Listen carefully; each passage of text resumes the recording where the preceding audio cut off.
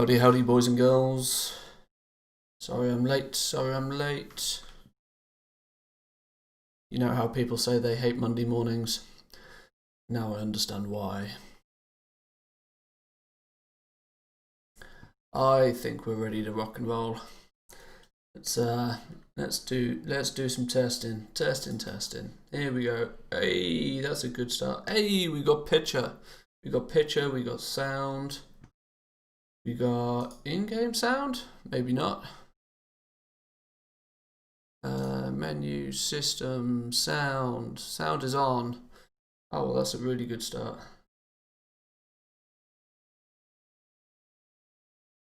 That also means that you guys are not able to hear the music, surely. Okay. How and why is everything broken today? That one. Bingo. You guys got music?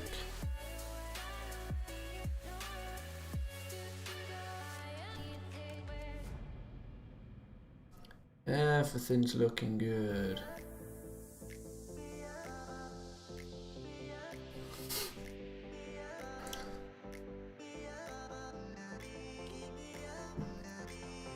Yeah, I mean, I know how to fix these things, I just wish they wouldn't break every time I touch something. Why, when you update your graphics card driver, does it decide to change all of your audio settings for no reason? Makes absolutely no sense. No logical sense at all. But what do we think of the Horde and the Alliance background we got going on now? We go. Ignore my Monday morning face, but now we've got cool, funky lighting effects. I decided having a blank white wall was pretty dull.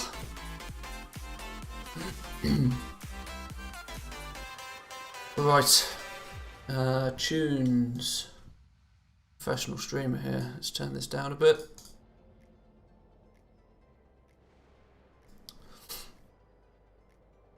Okay, what have we got to catch up on? I've literally not played this game for what feels like forever, but it's literally been like 2 days. What have I missed? What can we, what's changed? Things must have changed. For starters, one thing that has changed is my keyboard.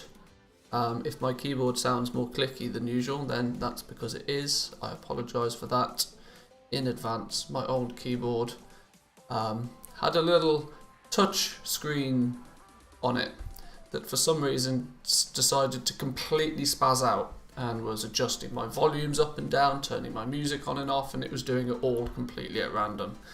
So that keyboard had to go in the bin. I wonder if they've made any more changes to any of the professions. I've not seen any patch notes, but then again I haven't looked. All of this looks somewhat normal. What has changed? Let's check WoWhead. WoWhead will tell me if things have changed. Let's drag this over here. Can you guys see that? No. Professional streamer. Bingo. So, let's see if anything has actually changed. Shadowlands Season 1 PvP, Sinform Gladiator and Aspirant Armor now in the dressing room. Okay, Transmog, GG. Something about the Night Fate Covenant campaign. Yes, it contains spoilers. I've probably not opened that on stream. What do we got? The Death Warden's Great Blade, Shadowlands two-hand sword with silver hand symbol. Ah, Paladins Rejoice. What's this? Shadowlands Rare Dark Watcher drops Death Warden's Great Blade, two-handed sword featuring the silver hand symbol. There's a whole bunch of Paladin gear. Oh well, look, it even goes here. You got the Ardent Defender tabard, the light. So just more Paladin loot. This is cool. Is it all because of that tiny little logo? I bet it is.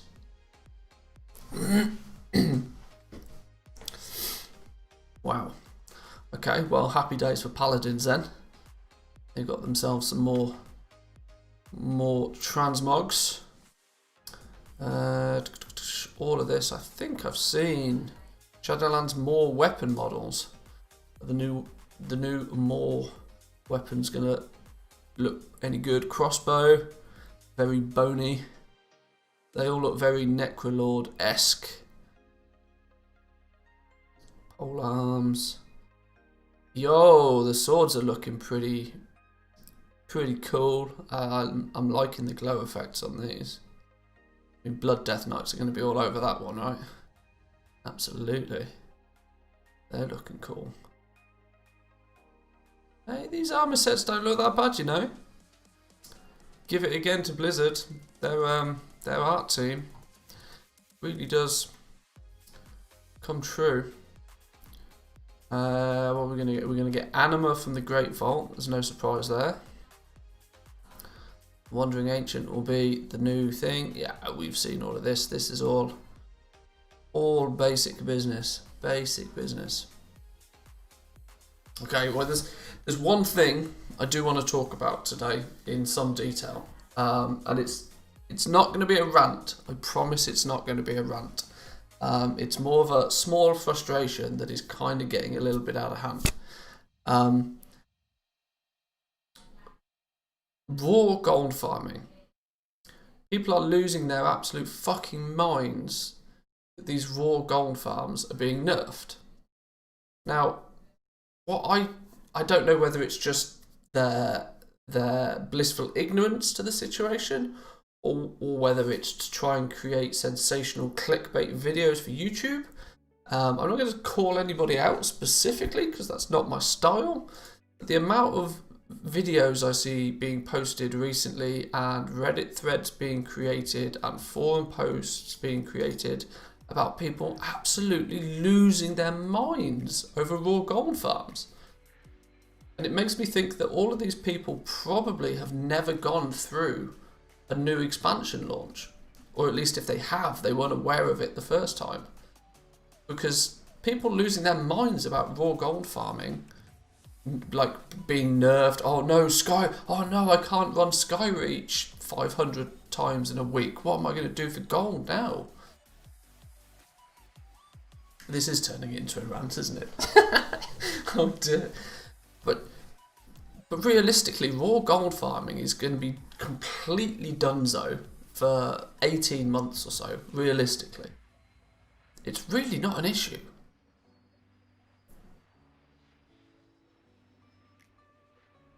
But let's think about it. I tell you what, we almost need Notepad for this. Oatpad is not a thing. Notepad. So let's think about ways to make gold in WoW. You think about how many different ways there actually are. Where do we do font? Let's make this all a little bit bigger. We'll go 16, he thinks. 16, is that big enough? So you've got, like, there are easily 10 to 15 different ways you can make gold. So you've got professions, transmog, selling, or should I say just flipping. And then in that you have like flipping pets, flipping materials. What I mean, you've got flipping BOEs. There's a whole different things you can sort of buy and flip quite easily.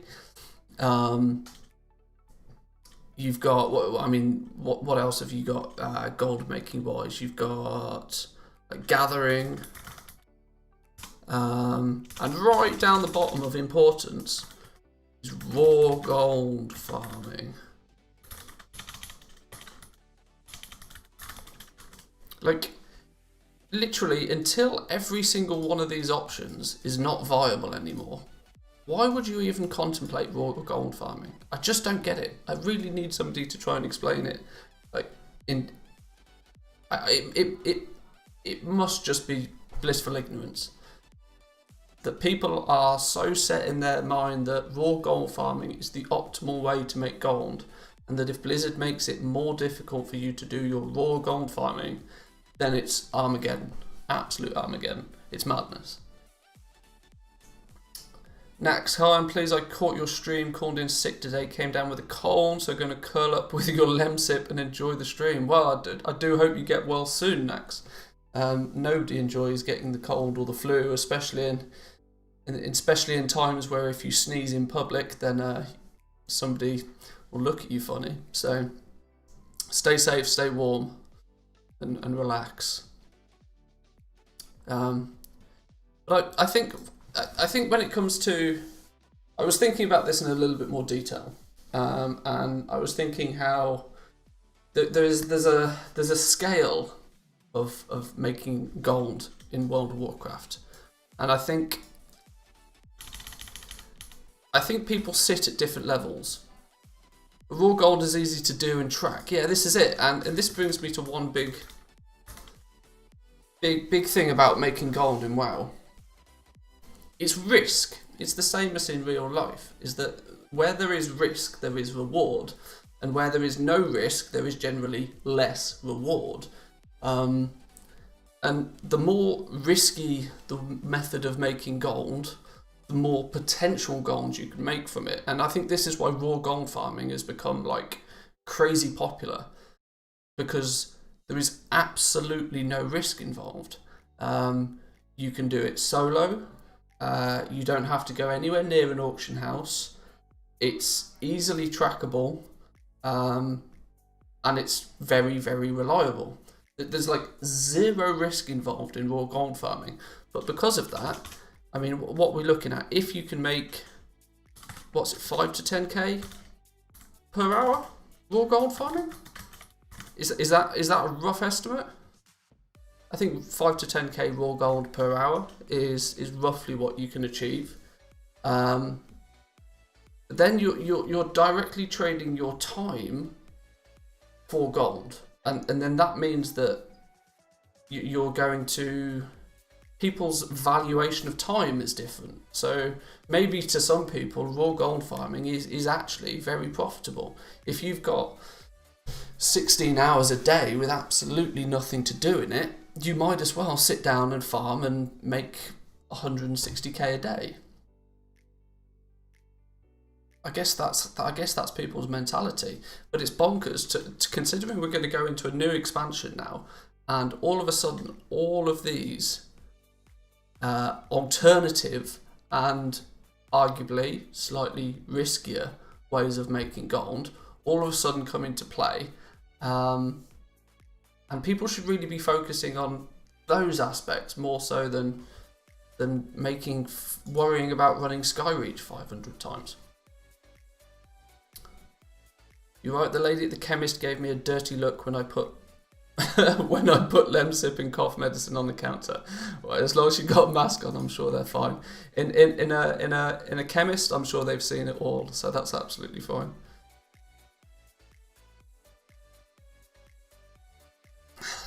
And so to build on this theory a little bit, I wanted to sort of try and put together some sort of like a roadmap for people. And I think there's two aspects to consider.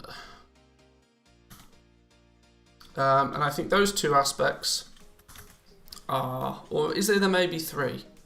There's maybe three, because you've got time, you've got risk, and you've got investment.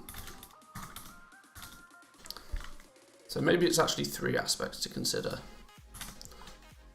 So say for example, you're that brand new character. You've maybe got 1 or 2 max level characters, maybe your main and an alt. You've got a little bit of gold available to you, but the new expansion's coming out and you're wondering what to do. Well, you're probably going to fit in the category of, you've got good time, you want little risk, and you want small investment. If that's sort of a good time, let's say, let's just say free time.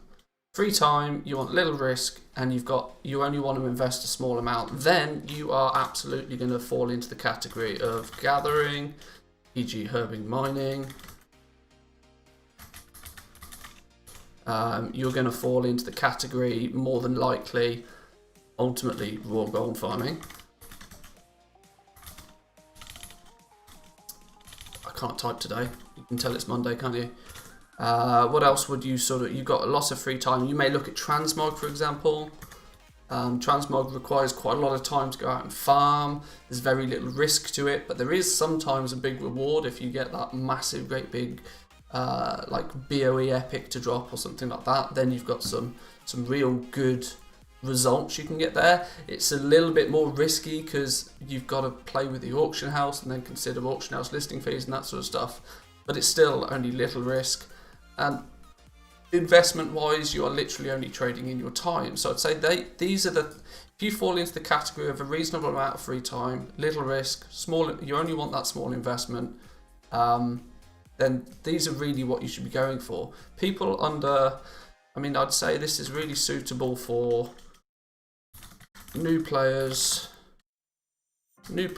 and sub 100k gold. That really seems to be, at least to me, some sort of a logical position to sit at. People who are new to the game, they don't know what they like. For example, I've been playing the game for since the very end of vanilla, early Burning Crusade, and I can see almost any item in the game, and I can tell you what expansion it's from, roughly what it's used for, and if it's valuable. But I've developed that sort of knowledge over 10, 15 years, however long it is. If you're a new player to the game and you don't know all of that business, you need to know that, right, well, if I pick up mining, if I pick up herbalism, I can go out and I can mine some stuff and I can pick up some more herbs.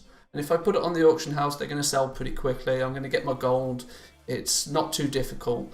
And I don't have to invest any of my gold I've already made into doing it. So it's going to be a good way to get that first 100k gold. But what do you reckon you should then do when you hit 100k gold? Do we think that continuing to do these methods is the best thing for you to be doing? Or should you be looking to progress your skills somewhat? If you were to look at doing something with slightly more risk or requiring you to invest in it a little bit more, are you going to get more rewards out of it? And the answer is quite probably yes. So if you're then falling into a category where you've still got free time, whether it be you're not in the adult world with kids and full-time jobs and that sort of stuff, and you've got free time to play the game, then you've got that plenty of free time to invest. Cool. You're happy to take a small risk, and you still want to make only a small investment, but medium investment. You're not object to the fact that you might have to spend some of your own gold to then make more gold. So if you were to fall into this category, I would say you're then probably I hate to use the word casual, novice player.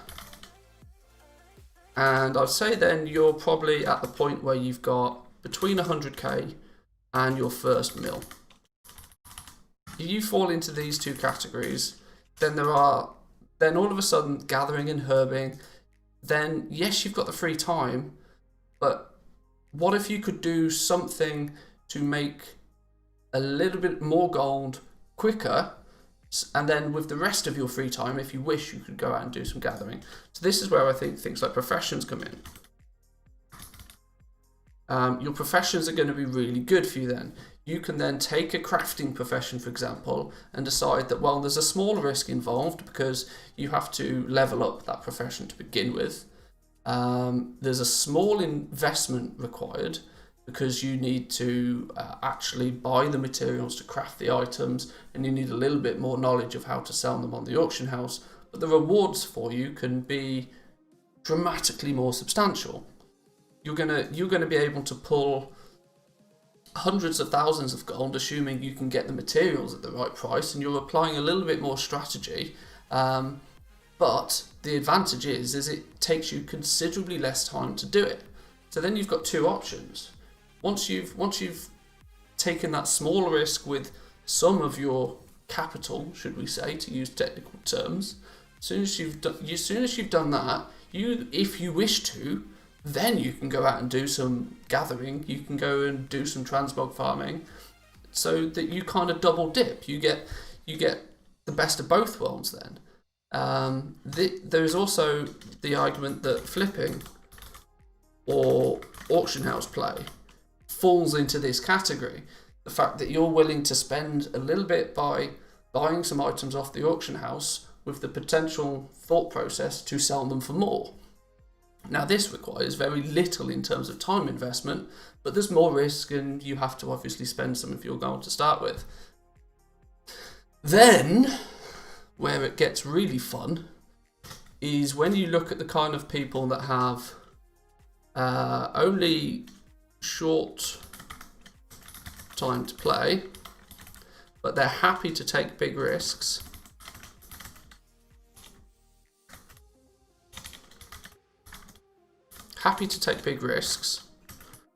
And I wish I could use my keyboard, and they're willing to invest heavy. This is your sort of long time or sort of pro players. And now I'm not meaning pro in terms of that you're 3100 arena rating and going to tournaments. I'm just talking about people that have a lot of knowledge about the game already. They've played through multiple expansions. They've seen the game develop over the years. They know what the items are and what value there is in certain items. And they've just generally got a lot more experience within the game. Now these players are going to be the ones that are sort of hunting for their first sort of 5 to 10 mil.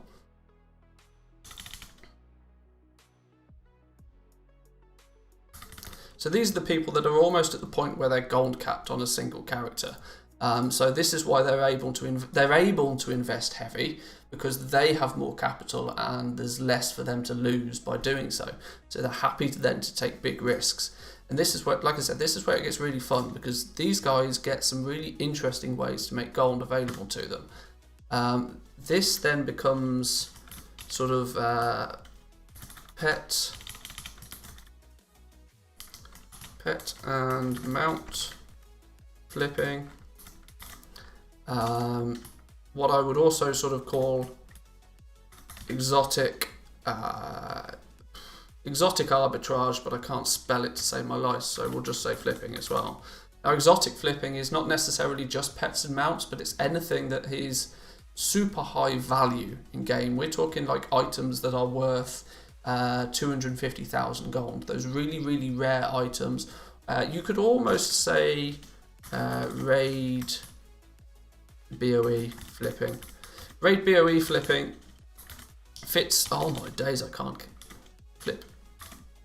Raid BOE flipping fits in this category as well quite nicely. Simply because you actually need to make a very heavy investment usually. If you're trying to buy the very best BOEs off the auction house, the highest item level ones, the ones that are, firstly, they're going to be rare because they're primarily from the hardest difficulty mode, being mythic. Those mythic BOE raid drops, as we've seen, can easily go for 100,000 gold a piece, upwards into the millions if they're perfectly itemized. So you're firstly going to have to spend a lot of your gold to buy that item in the first place, with no guarantee that you're going to be able to sell it for more than what you bought it for. The risk is larger simply on the basis that every 3 to 6 months, it feels, we have a brand new raid and the item level increases across the board, which then means that if you buy that item and you don't sell it before the next raid comes out, you've almost instantly made a loss, because then that item is then going to not be as valuable. The reason that item is worth what it's worth is because it's one of the best items in the game. When Blizzard releases better items, then the worth of that initial item is naturally going to reduce very, very quickly. So you need the knowledge then on how to quickly flip and to quickly make your profits while still investing a boatload of gold. So these are more risky things. But this is why I think when people ask what is the best way to make gold in World of Warcraft, there's no exact answer, and every single character is going to be at a different stage. Now, the raw gold farming, yes, for some people is really, really valuable. But realistically, it's going to be your new players and people that are under about 100k gold.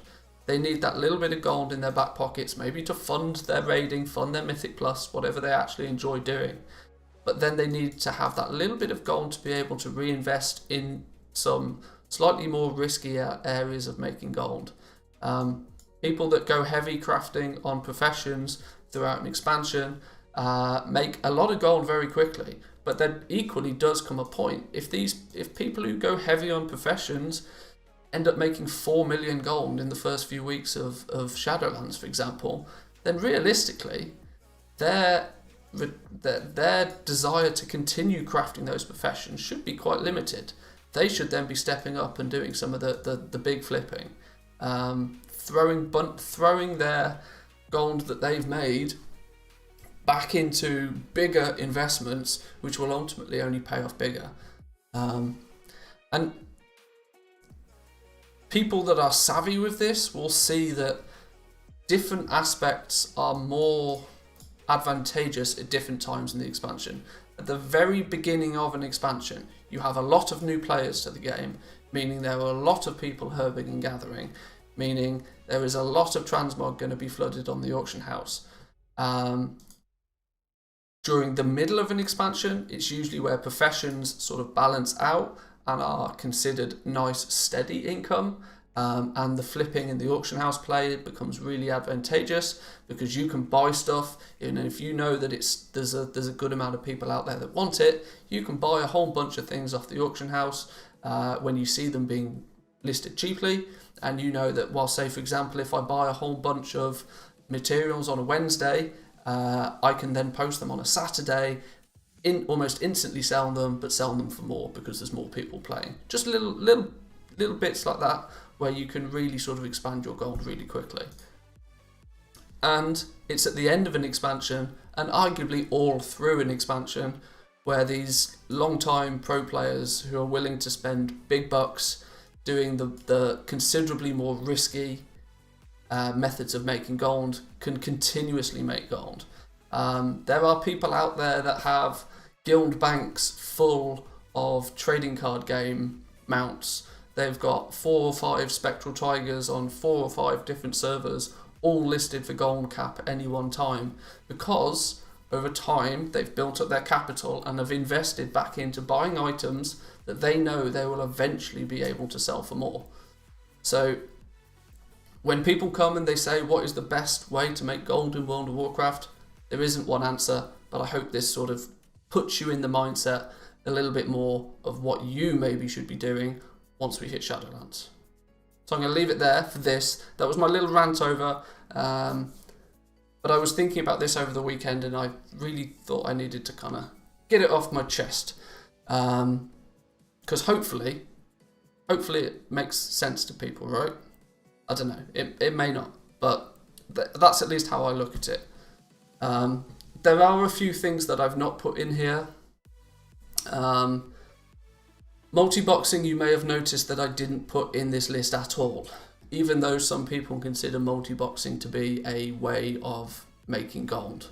And I'm not discounting the fact that multi-boxers have the ability to make substantially more gold, but most multi-boxers want to be able to fund their multi-boxing through tokens, which costs gold. So they're, in essence, multi-boxers somewhat fall into this middle category. They've got a bunch of gold that they're willing to invest on something, with the high risk that if they don't play enough, that it's just going to become a massive expense to them. But multi-boxing is a little bit more of a weird situation, which is why I didn't focus it on this. I'm really trying to focus more so on just like the single account players, maybe 2 account players, on how you can go about sort of achieving something worthwhile come Shadowlands. So yeah, I'm going to leave that there. I had to get that off my chest.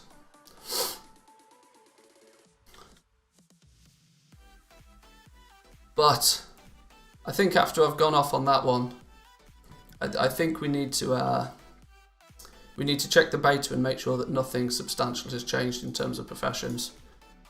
What do we think?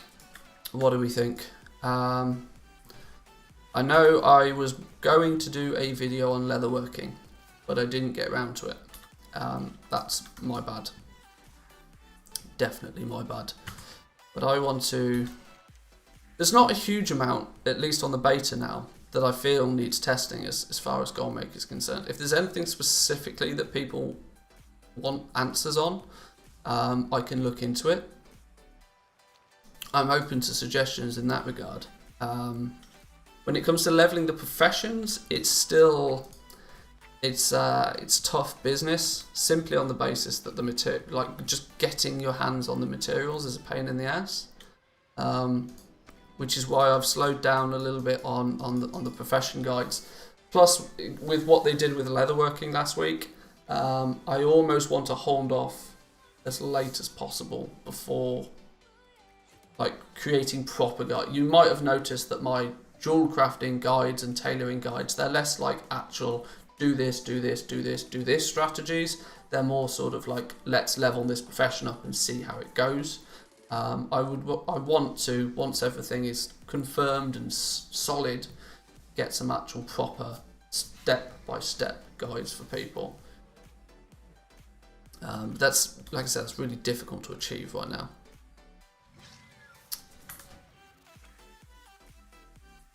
We've got a bunch of options to us. I mean, we could just go and get some more herbs, and we could just play with Darkmoon cards a little bit.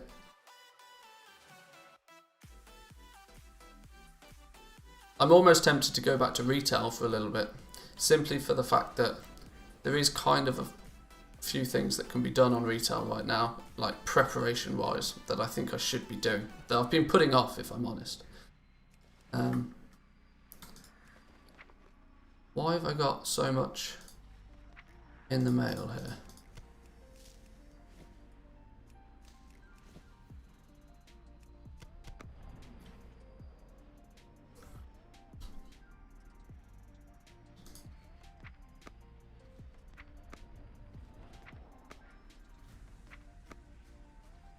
All of this is trash. I suppose we could go in, should we look at the conduits and the covenants and that sort of stuff, see if there's anything that stands out to us there for goal making. Because as much as I really don't want people to choose their covenant based on its gold making potential, I really think they should be choosing the covenant that works nicely for them. At least when it comes to like the soul binds and conduits, I think that there's some potential there at least.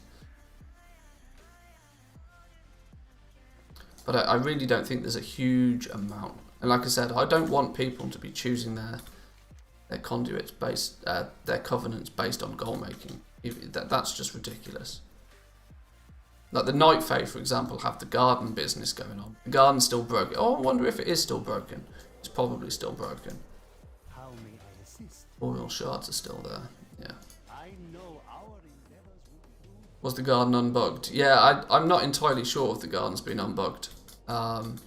It was still very, very broken the other day when I checked. It would be my pleasure to help you. I live to serve, more walker. Yeah, we've still not managed to actually get inscription up. That's somewhat of a frustration to me.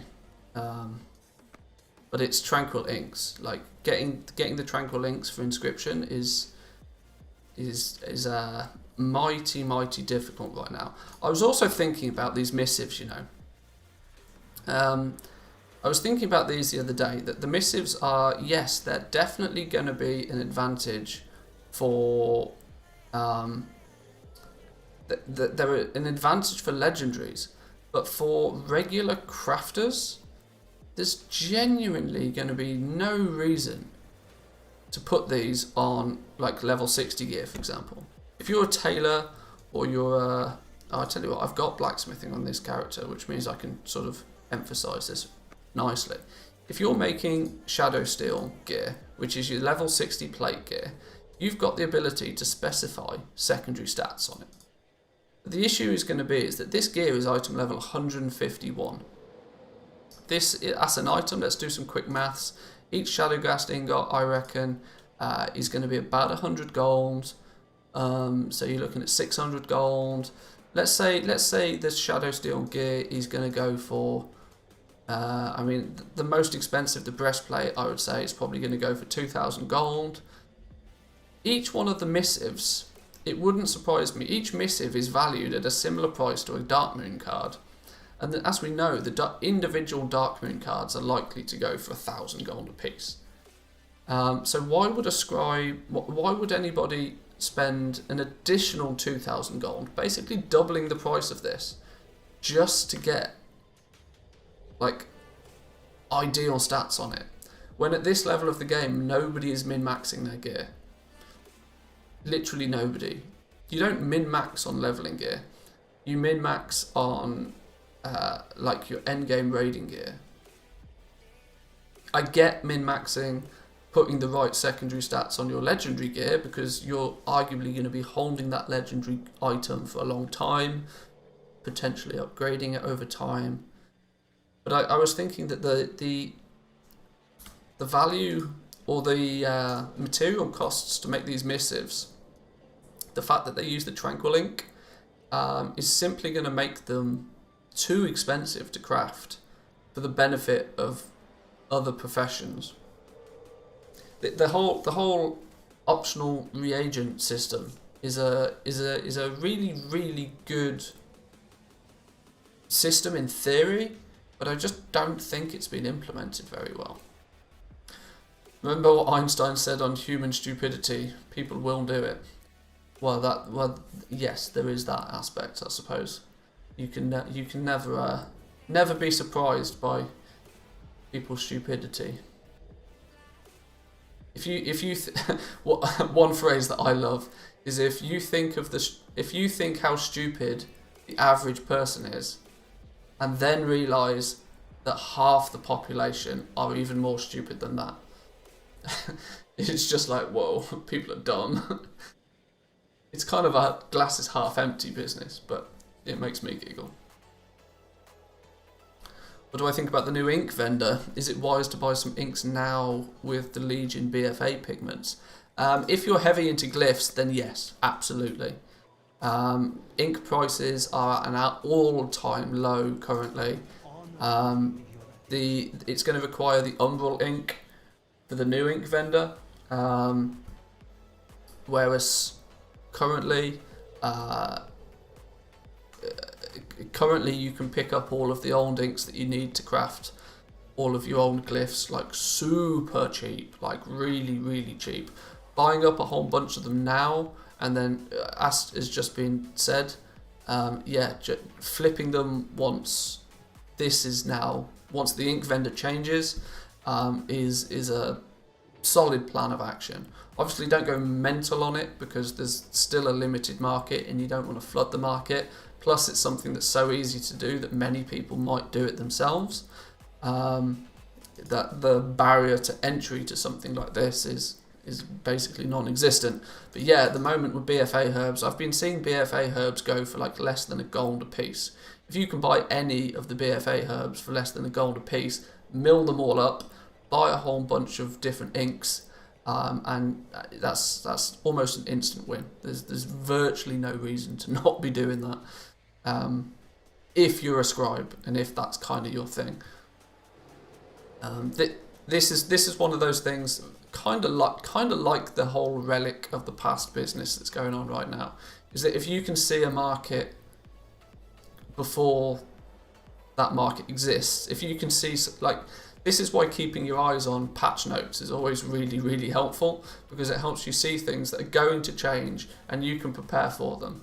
Most people play this game in a reactive manner, which means they all see a change that's happened and then react to it. Whereas if you see something that's going to change and act before it actually changes, then you make bank. The vendor works with Legion inks, not BFA inks. Oh, that shows how much I use scribes right now.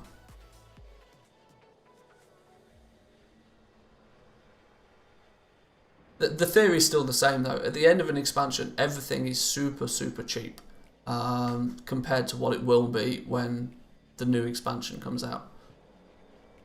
Fortune and wealth. I mean, even regular materials, BFA professions are not going to be completely killed dead once we get into Shadowlands. They'll still, like bags for example, there's, as it stands at the moment, there is nothing realistically to beat the deep sea satin bag. Holding on to some deep sea satin is not a bad idea. Holding on to some tide spray linen is not a bad idea. Don't buy bags because they take up way too much inventory space. You can fill an entire guild with only a few hundred bags, whereas you could use just a single bag of tide spray and deep sea satin and just craft the bags to replenish your stock that way. But there's a few things I can think of in BFA right now that I would sort of. I'm never the kind of person that likes to hoard a bunch of materials. I usually like to buy the materials as and when I need them, which is not the best strategy, not by a long shot. But considering I often play across many different servers, it's simply just easier that way. I suppose plus even buying the glyphs themselves, yeah, is probably not a bad plan of action. Pick up some of the old glyphs. Literally, like I said, most things on the auction house right now are dirt cheap, like ridiculous level cheap. We go on to let's go on to the regular servers right now, regular old retail, and just look at the prices of some of the stuff. It's just bonkers. They jumped to 390 gold this weekend for a few hours. I made a tidy profit. Yeah, I mean, this is it. Weekends are always a really good time to be buying and selling bits and pieces. Weekends are often the best simply because there's just more people playing the game than there is during the week. I use the Monday to Friday to sort of buy sort of drip feed a few materials. You can often get materials pretty cheaply during the week if you look at the right time.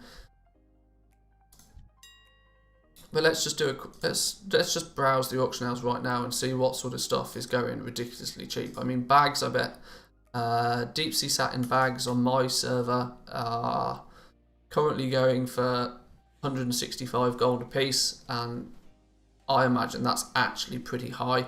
My server's quite it's Sylvanas in the EU, so it's a reasonably large server, but there's a lot of gold goblins on this server, so I would imagine on most servers, if you actually look at the regional market average, it's 260 gold, but the regional sale average, that's the one that really sort of matters, is only just over 100 gold right now for deep sea bags. If you look at the materials for them though, I mean, holy smoke, we all know. Why will it not let me search for tide spray linen? Tide spray linen, for example, sits at, I mean, there's over 100,000 of it at 2 gold, and this is probably true to say for most servers right now. Oh, derp. That one. I still had it on. I still had the beta activated. A professional streamer, you know. Screen is black. Yes, thank you. What else would I be looking at? Well, deep sea satin. Why is it not finding it? Deep sea, 2 words. It is. Deep sea satin, you can see on my server, even I'm selling it for like 3 gold at the moment, just because I've got a whole bunch of it I need to get shot off. I've just got too much deep sea satin, and I've got 8 accounts where I can multi-box, so I get deep sea satin very quickly. But I'd be making sure you've got a good few stacks of this, simply for like just being able to craft those bags. That's almost a no-brainer for me. What else would I look at? Gems, not so much. Item enhancements, not so much. Glyphs, we were talking about glyphs. Glyphs now are glyphs are beyond cheap. Even the most expensive glyphs. What are we looking at? And these are usually the ones that are more difficult to actually get hold of in the first place. The thing that's always kept me away from the glyph market is just the sale rate on them. 0.4, 0.03, 0.07, 0.04, 0.02. Jesus. There is so slow sale rate on a lot of the glyphs now. And glyphs are shallow. I mean, 0.01 sale rate. It's it makes it falls into a category of almost transmog for me, glyphs nowadays, which means it's probably, if you are a scribe, it makes sense to just have one of every glyph on the auction house at any point. Like the listing cost of them is non-existent, so there's no reason to not have one crafted and one on the auction house at all times. It's a nice little slow burner, I imagine, but nobody's going to get wealthy off just glyphs alone. Started farming in the Darkshore spot and got 2 stacks of Tidespray linen pretty quickly, solo farming the Naga camp. Yeah, the Darkshore is where I genuinely get most of my Tidespray linen and my deep sea satin from. That spot's also really good because it drops abyssal crystals. Are they called abyssal crystals? What are they? Yeah, abyssal crystals. These things, which you take 20 of these and it basically makes a mount. These still sell pretty well. I've been pumping out these quite consistently. I've sold 130 of these just on this server for an average of 2,000 gold a piece. And you can pick those up at the same place as getting your Tidespray linen and your deep sea satin. Arguably, if you get 1 abyssal fragment an hour, you're probably doubling your investment by being there. The Darkshore farm, for those that may not necessarily know,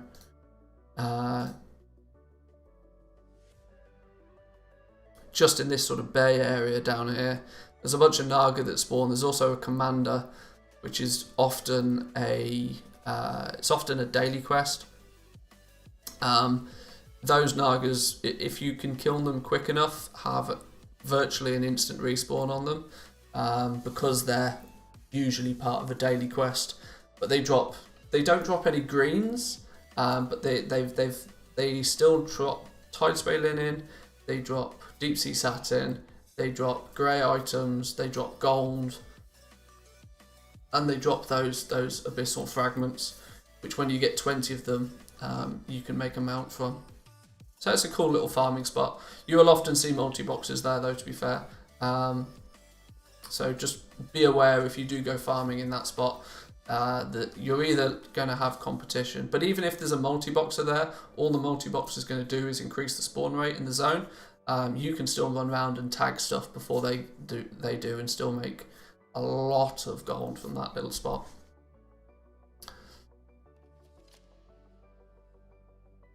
I do like that little spot a lot.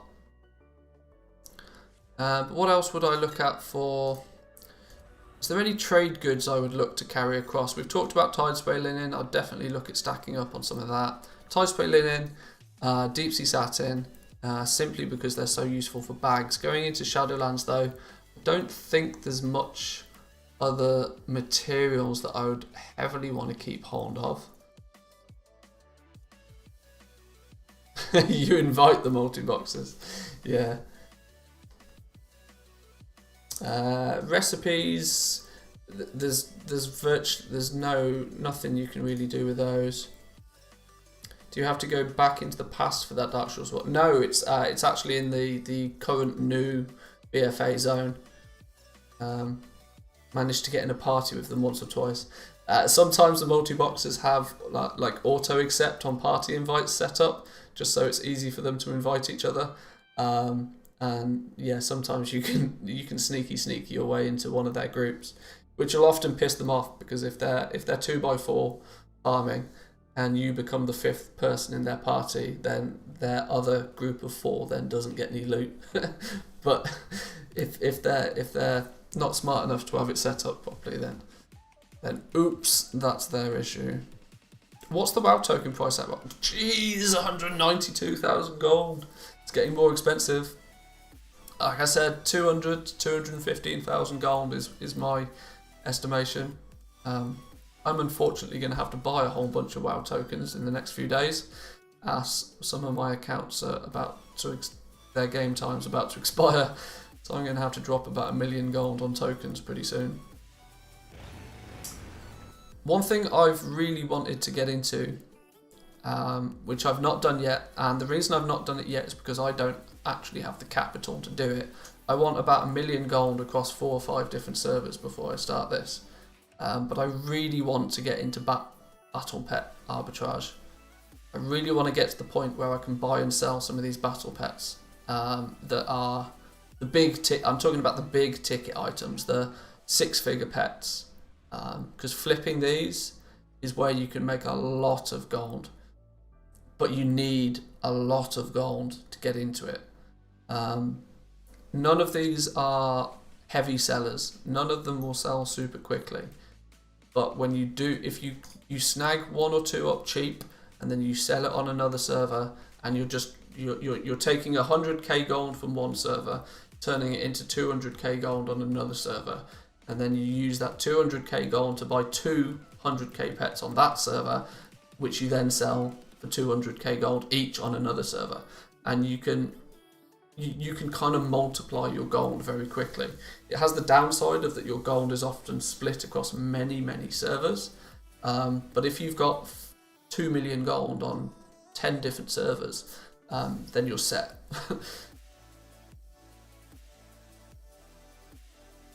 I have like 7 ruby cloud serpents. Should I keep them or sell them now? Mounts, the thing is if you've got 7 of them, there is never going to be a point where you can sell 7 of them quickly. Mounts are one of those things where you just, regardless of whether it's the beginning of an expansion pack or the end of an expansion pack, you just want to keep one on the auction house at all times, because you want your one to be there when somebody decides that they want to buy it.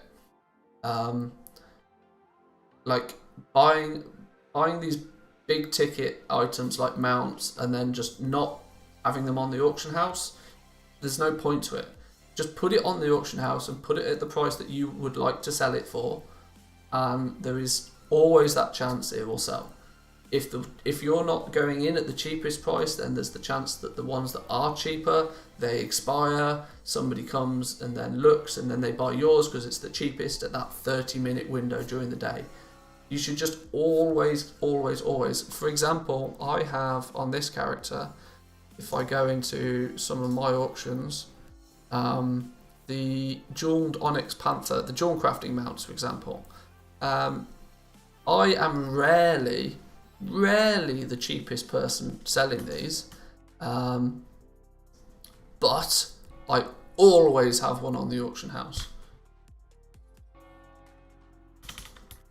So if we look for the Panther mounts, you can see there's a whole bunch of them up, and there's one guy that's selling a lot of them. Now the Jeweled Onyx one, for example, the big one, the big expensive one, I've always got one on the auction house, and it's always this price. And no, I don't sell them very often. but it costs me the best part of 100,000 gold to craft one.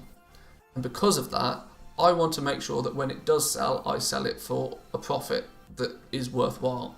I don't want to be the guy selling them for 2k profit. That's not beneficial to me. There's no point.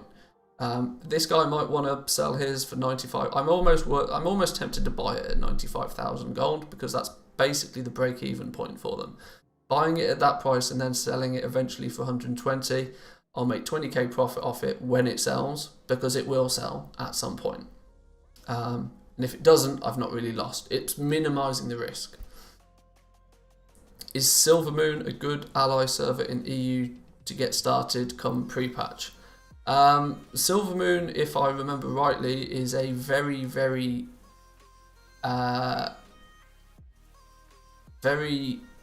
high population server. Super into its transmog there, but you're going to have mad level competition on everything. And for reference, I think you're on your wrong account again, just saying. I don't know what you've swapped, but yeah, so when it comes to like flipping the pets and the mounts, the big ticket items, it's just simply better to just have one on the auction house at all times. The other Sapphire Panthers, for example, I've got a spreadsheet somewhere that works out I think a Panther mount, there's 20,000 gold of vendor materials, and then you need all of the gems and the living steel and everything to craft them. So to sell it at 24,000 gold, it's not really worth your time. Why would you bother? I post mine for 30k gold. They sell very, very rarely on this server, but when they sell, I still make the profit on them. So saw some of your videos on the Shadowlands professions. Thank you. You're very welcome. Hope they're helpful to you. I will. I'm certainly going to try and get some more of the profession videos up soon. TM. It's simply a case of getting hold of the materials that's the difficulty with those, because I need to. Realistically, I need to farm up enough materials to level the profession multiple times, because I've had it. I did this with jewel crafting. I actually leveled up jewel crafting once before you guys saw me do it on stream, and I completely ballsed it up, and so I had to go and farm more ore to then do it properly. They're videos that will be considerably easier to make once the game goes live, but by the time that they go live, then it's already a little bit too late for some people. People like to know how to level their profession before they go into it. You know, preparation and all that.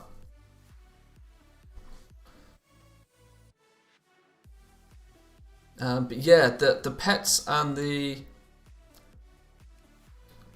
big ticket pets is really something I want to try and get into. But like I said, I'm going to need somewhere in the region of 1 million gold on 4 or 5 different servers to be able to start buying 1 or 2 of these at a time. Because the way you make gold from this is not by like buying 1 at a time. If I was to buy a Guardian Cub on this server, for example, and then go and try and sell it on another, it may take me 3 weeks, it may take me a month to sell that Guardian Cub on another server to make 70k profit. For example, if I sell it for 300k somewhere else, I've made 70k more gold than it cost me to buy it, but it took me 3 weeks to sell it. The way that you really start making good gold consistently with this is when you've got 1 or 2 of each of these. I bet if we look that there's some, you can't see very well on, you can't see at all on the default UI. Can I do it through this and will it show me? Let's do an advanced search, item classes, battle pets. Yeah, you'll slowly see that there'll be a couple of people. This Esmeralda, for example, seems to have one of very, very many of each of these pets. This is somebody that then doesn't require they're not banking all of their investment on one item selling. Whoever this Esmeralda person is, I imagine these probably do this on 10, 15 different servers, probably make 10 million gold a month by doing it. Because when somebody comes along and wants to buy one of these, they have it for sale. And that's the killer tactic right there. It's really quite surprising to see just how many this person does have. And if they're smart, they should only have one of each one. They're also the one that's selling it for the highest amount. That's interesting. Esmeralda. Yeah.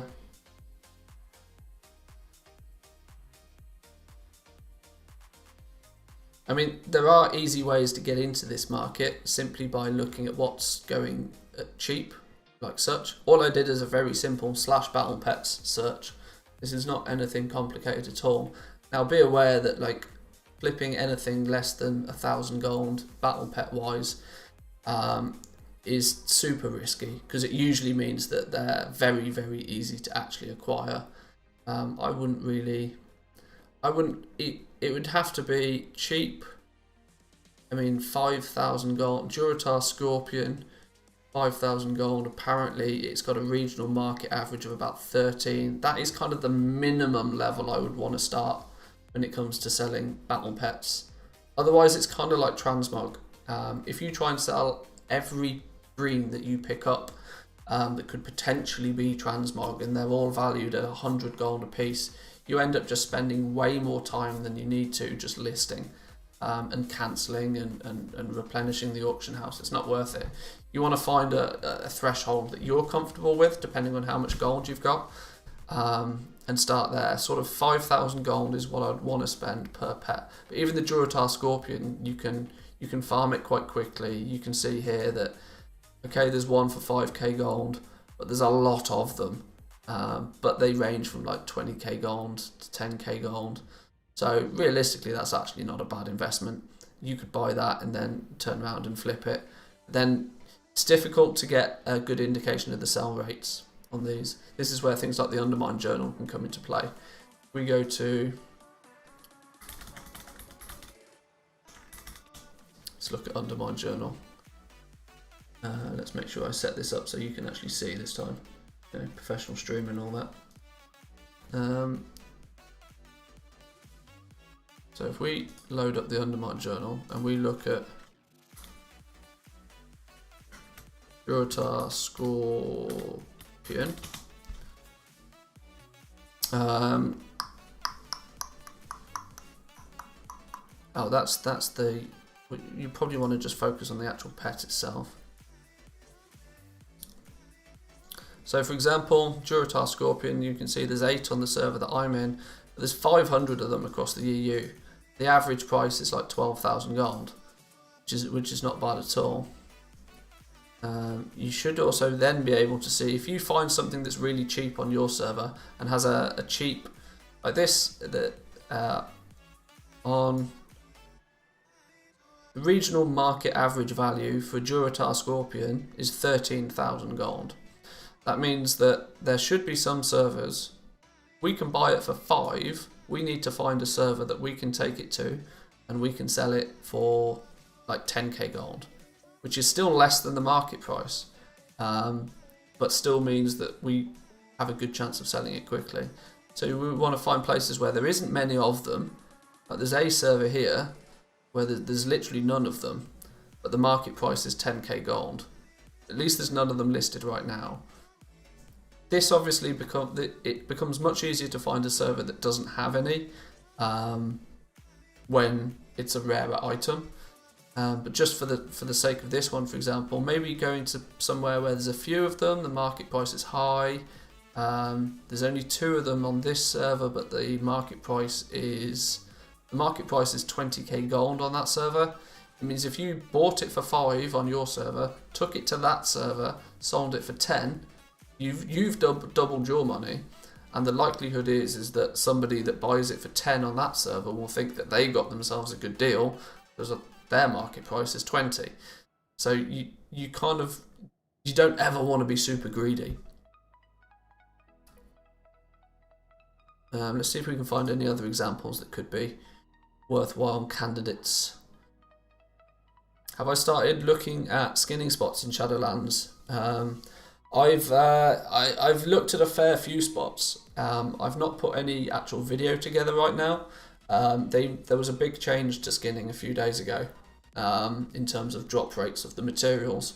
So I want to go back to a few of the other spots and get some actual numbers. But that simply requires me to go out and do some actual skinning, which I haven't done yet. That's something I'll get done probably sometime this week. I reckon skinning is now sort of like done, ready.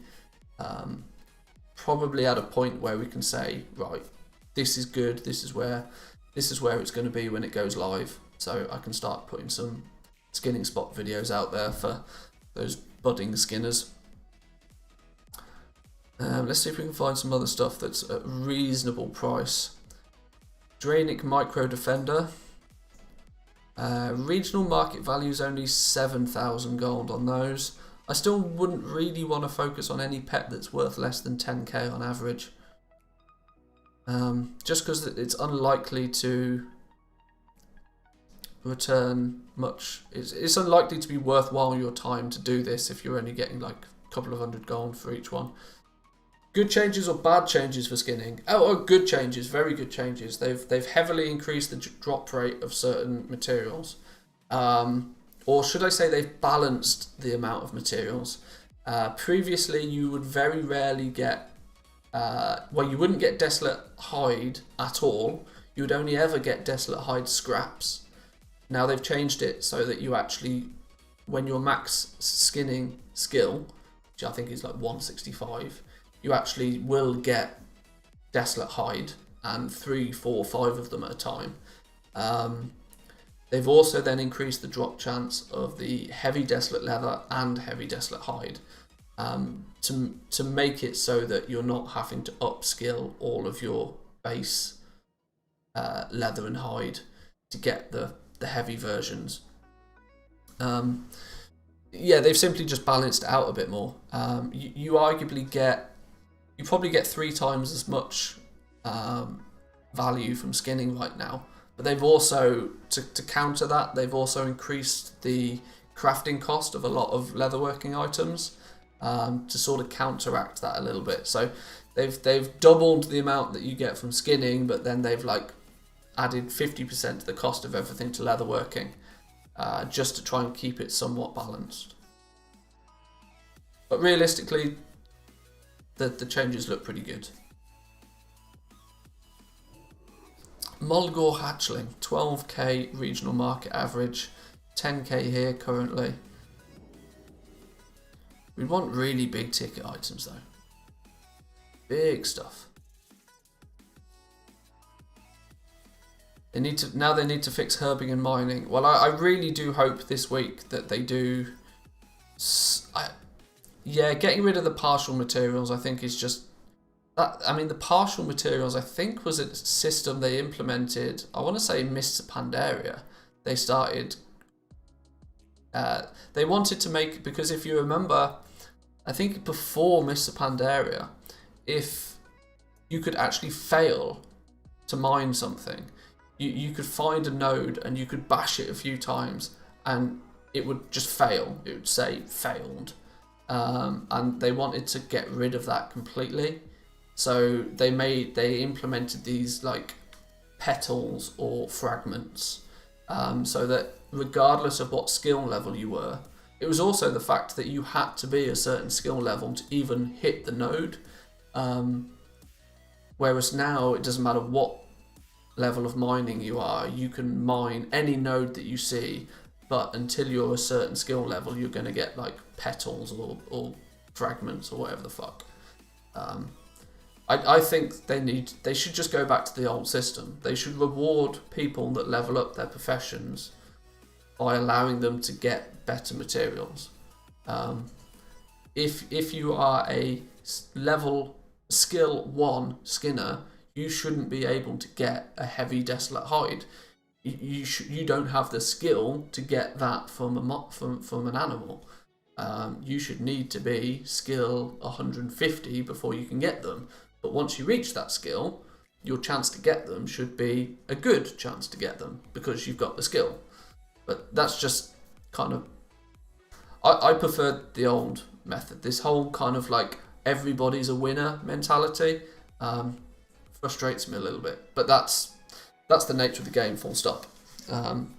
That's just the way that the game plays now, in all aspects. Like, look at LFR, look at Dungeon Finder, that sort of stuff. It's the everybody's a winner mentality. Glad that YouTube recommended my Shadowlands profession videos. I'm glad that they're recommending it as well. Hope it was useful to you. Hey up, this is now what we're talking about. 45,000 gold, going cheap on this server. What is it? Spawn of Kragwa. Now you see, it's got a... It's 76% market price on my server. Region wide, my server is expensive for this one. Probably because it's... I don't know where this one is from, but I would imagine it's quite rare. There's only 2 of them on our server right now. A level 1 and a level 25. The level 25 actually would probably not be a bad one to buy. This is what you need with the battle pets, is you really need to kind of know your stuff. You need to know, where does this pet come from? Is it easily farmable? Is it something that people are going to want for pet battles? Or is it just going to be attractive to pet collectors? If it's attractive to pet collectors and pet battlers, then double bubble. These are things you need to sort of investigate somewhat. So what's this thing called? A spawn of something. Spawn of Crag. Spawn of Kragwa. Congrats on 5k. 5k? Oh, 5k subs. Ah, yeah. Yes, thank you very much. Yeah, we hit 5k subs on the channel on Saturday, I think.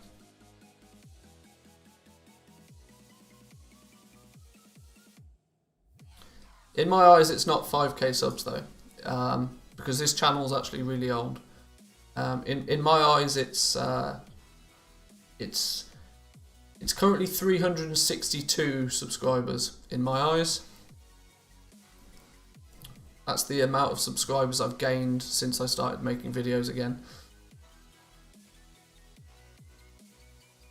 But we will get that number to 5k soon. That's my plan. So the spawn of Kragwa, who is this? Where does it come from? What is the price like on these? See, there's quite a few servers that have got a lot of these. Almost some servers have got up to 10 of these available. Makes me think it's farmable somehow. But there's equally quite a few servers that don't have any at all. But even at Sylvanas sits somewhat in the middle. My server sits somewhat in the middle in terms of the quantity that there are and the sort of market price for them. I'd probably want to take it to one of these servers where there's only 1 or 2 being listed, but then the price is like 50, 60k per. I mean, this one server has not seen one since early September, and its market price, we could probably sell it for like 60k there. You got to be careful though. What you really want to do with pets is you want to pick like 3 servers to start with. I'd say 3, maybe 4 servers.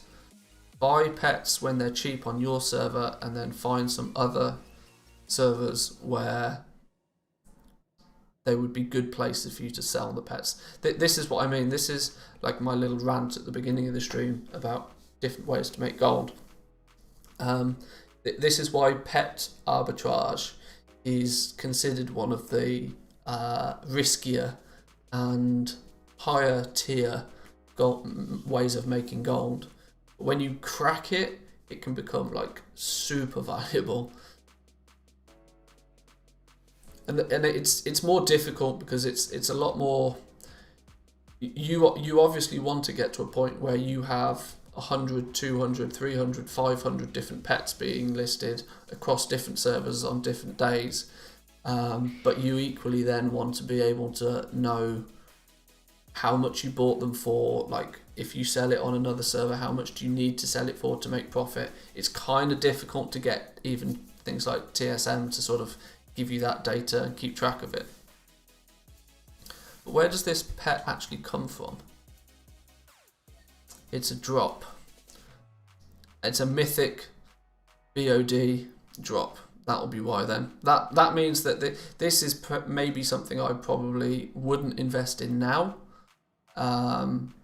Simply because, yes, it's a mythic BOD drop now, meaning that it's more difficult for people to farm it now. But once we get to Shadowlands, the value of this pet is going to plummet, because people will be able to solo mythic BOD in Shadowlands gear, presumably, we guess.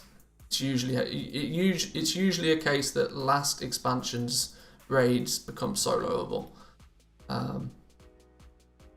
So that the value of the people will be able to go out and farm these. But for example, when Battle of Dazalor came out, this dude was probably, is there a timeline of the value of this thing? There should be something like that. The market price, can I go over a larger duration? This is like literally the last couple of weeks. Click and drag to zoom in. I don't want to zoom in, I want to zoom out.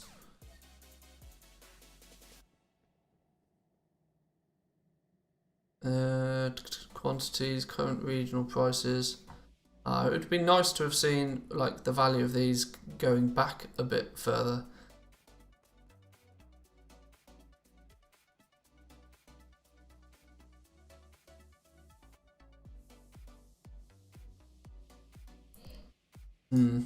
I was thinking about buying this one, but I don't think I will now. Simply because I know in a few weeks' time it will be somewhat farmable. Is there any other big boys? What we got here? Firefly. Now this is farmable. I know this is farmable, but I equally know it's annoying to farm. And they're sometimes the best ones to actually look at buying and selling. You got to remember there's going to be a supply of them in many cases. There's a good chance that people have 2 or 3 of these themselves. So people can quite quickly undercut you. But because it's a pain in the ass to farm, then it's not a bad one. What's the regional average is 34k on these.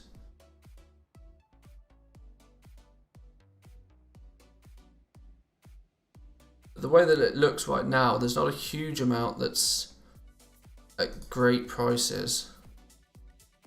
Little XT, regional market price of 240k. See, I would really want to be buying one of those for like 150k to make it worthwhile, in my eyes at least. No surprise, this Esmeralda has one though. They're probably they probably have a lot of gold. This is, like I said, the server I play on, unfortunately, is quite well known for having some big gold makers on it. How we doing, Carol? Mr. Carol, welcome back. But Little XT is a trading card game pet, is it not? This is the problem. I don't have the knowledge on a lot of this yet, which is why I want to try and fix that. Now we're getting to a point where there's not going to be much that's cheap. Rocket chickens are not bad price. But you can see on Sylvanas the market value on these is actually high. The market price is over 400k for these rocket chickens, where it's actually across the region. The regional price is only $2.99. But that equally means something like this rocket chicken. It'll be good if I could buy that on another server. If I could buy one for like 75% market price, which would be like 230k, for example, then Sylvanas, my main server, would be a good place to sell it. Gotta go do a few lessons. See you in a bit. Have fun, my friend. Have fun.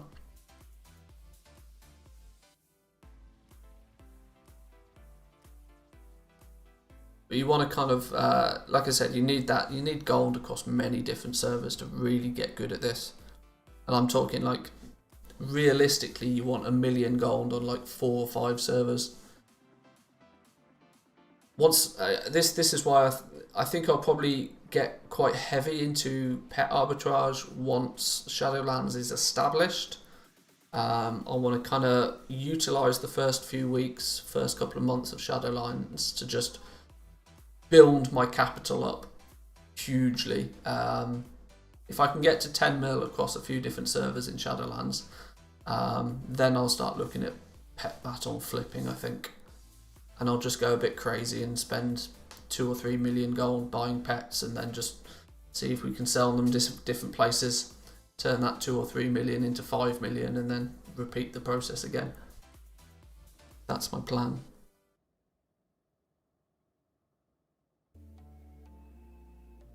Yeah, I'm EU. Do I actually have anything selling here right now? No. Oh, that's the thing I wanted to ask you guys. How heavily have you guys invested in these whole relics? What's your servers looking like when it comes to the cloth? I mean, there's 4. I've looked at 4 different items of cloth that I wouldn't say I'm stockpiling, but I'm keeping half an eye on them. Mage Weave and Nether Weave, I think, are the dark horses. Everybody's focusing on rune cloth and linen cloth because it's the default relic 5 brown linen pants potential flip. But Mage Weave and Nether Weave cloth, I think, are ones that people have missed a trick on them a little bit, maybe. Nether Weave simply because you can use 7 pieces of Nether Weave cloth to make a relic 5 instead of 5 pieces of rune cloth. But where rune cloth is currently selling, at least on the servers I've looked at, rune cloth is now at a point where it's selling for about 3 gold on average. Nether Weave you can still pick up for like a gold a piece on many servers right now. Any idea on BOE and mount 2x4s going into Shadowlands? 2x4s are not going away.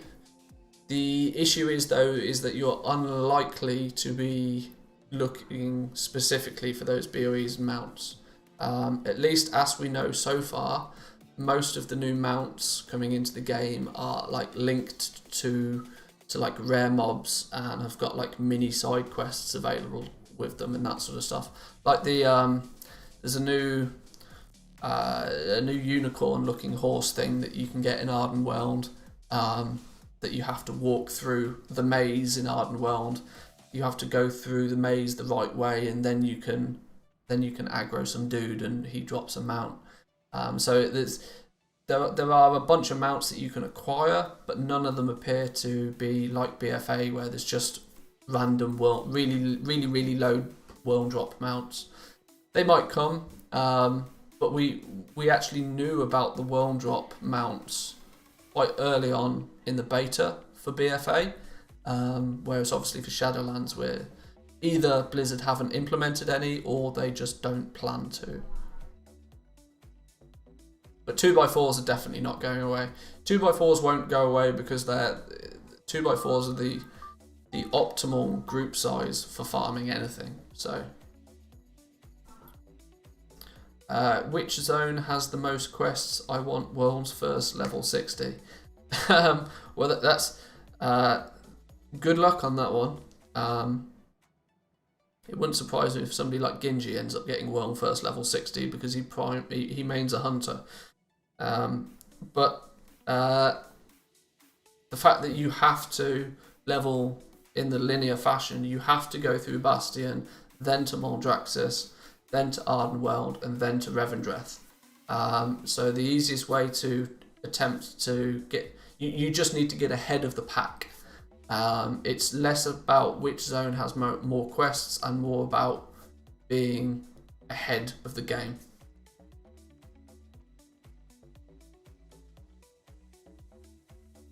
Yeah, you can't go... You can only go to the zone of your choice once you've done it once. Once you've worked your way through the main campaign once, then on your alts, that's when you can choose which way you want to level. So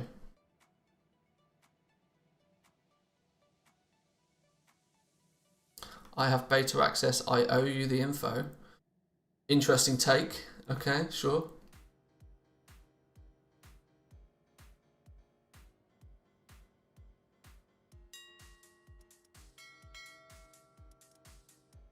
Any Shadowlands BOE mounts at the moment? Not that we've been able to establish.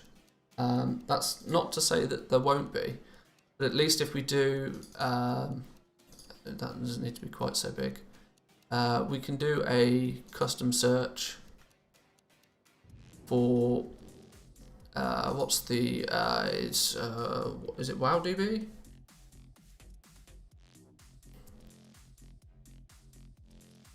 Let's make sure this is set to...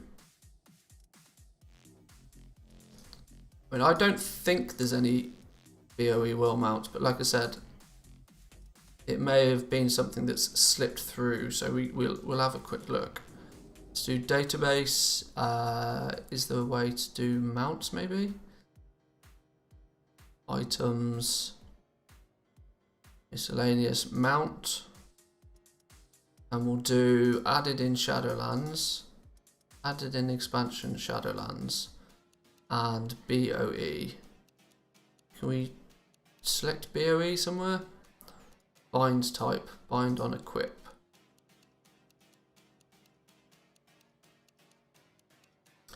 No results. Currently, no BOE mounts.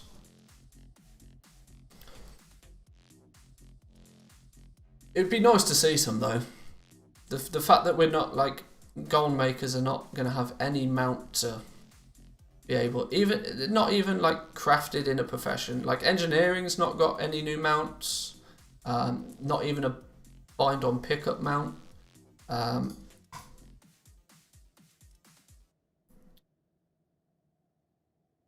Just check BOA. No. Find when used, no. But there is, as you can see, there is a whole bunch of mounts.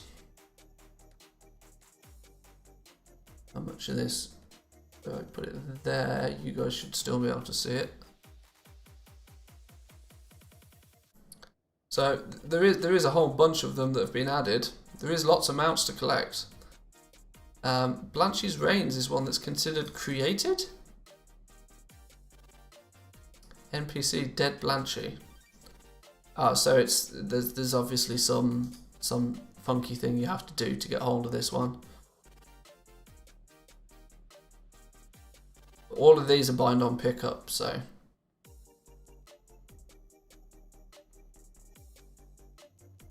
But there's a lot of them. If you're a mount collector, by the looks of things, you've got a fair few mounts to get your hands on. The likelihood is we don't... This is a treasure. Silverwind Larion. Treasure. Gift of the Silver Wind in Bastion. There's lots to collect, but there's nothing to sell, and that's going to be the issue.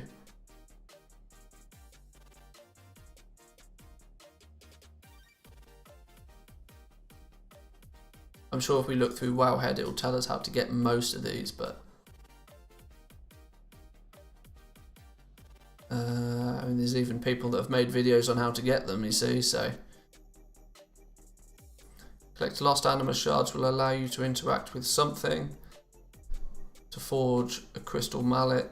Use this item to ring some gong or something, I imagine, and then you just get the mount. Lost anima shards are located through Bastion and within the necrotic wake and Spire's Ascension dungeons. So you have to like collect 45 different shards or something by the looks of things, plus some in some dungeons. So yeah, there's a bunch of different ways and different mounts to get hold of. Nothing that's going to be advantageous for gold making purposes right now, as these are all bind on pickup. What about pets though? We check pets.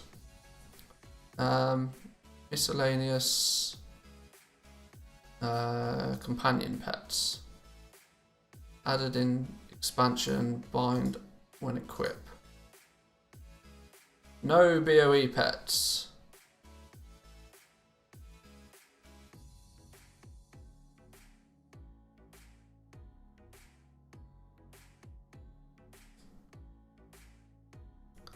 Nope. All the pets that you can acquire are also going to be bind on pickup. Obviously, that mean they may still be. They may be. What's the word I'm looking for? They may be cageable, so you might be able to sell them after the fact, but you're likely to be limited to how many of them you can get hold of. This is definitely a potential area to investigate, as there's a lot.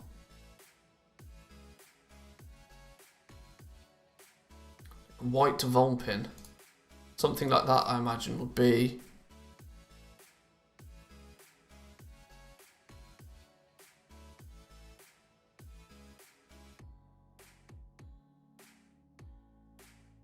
There's usually a thing that says whether it's cageable or not.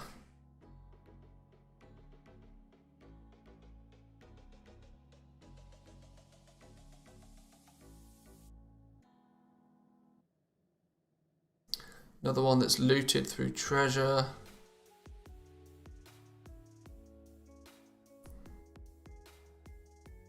There's ways on how to get it. Where's the indication of whether it's going to be cageable or not? Consumable, refundable. Is there a way to search for ones that are cageable or not? Is maybe that an option when you do a search, maybe?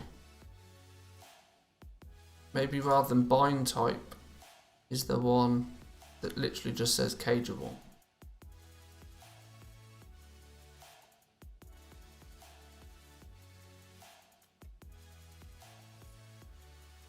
Not that I can see.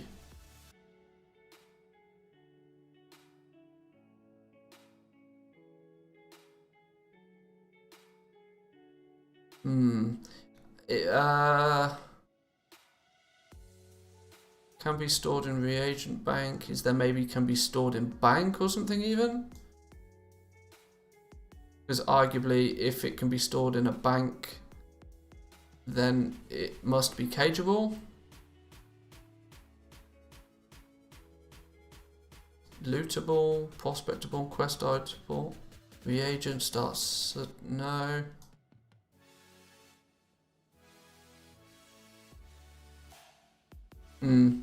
There's maybe not an easy way to search for this.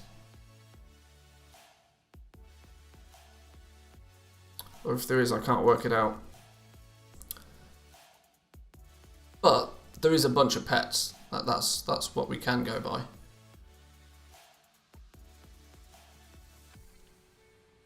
Now your guess is as good as mine to which ones are going to be the big sellers, but the engineers have got one though.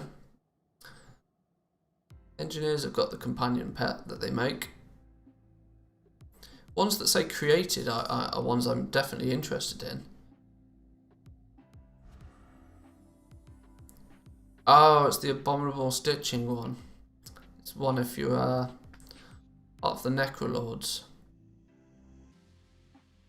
Does that then mean you can then sell this, maybe?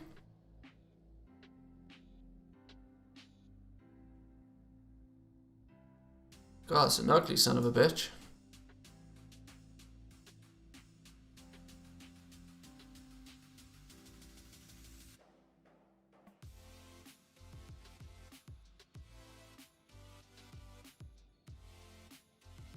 Why does it not have...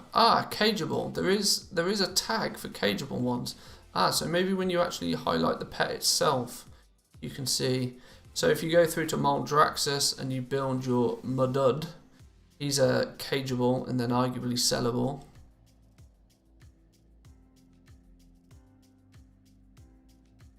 So how do we get a... There must then be a way to filter between ones that are solely cageable or not.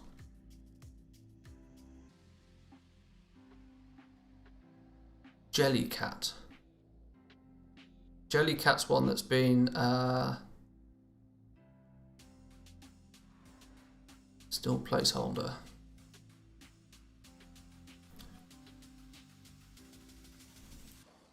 Because there's apparently there's a Jellycat that's tameable by hunters as well. So your hunter may want the pet, the tameable pet, and the companion pet.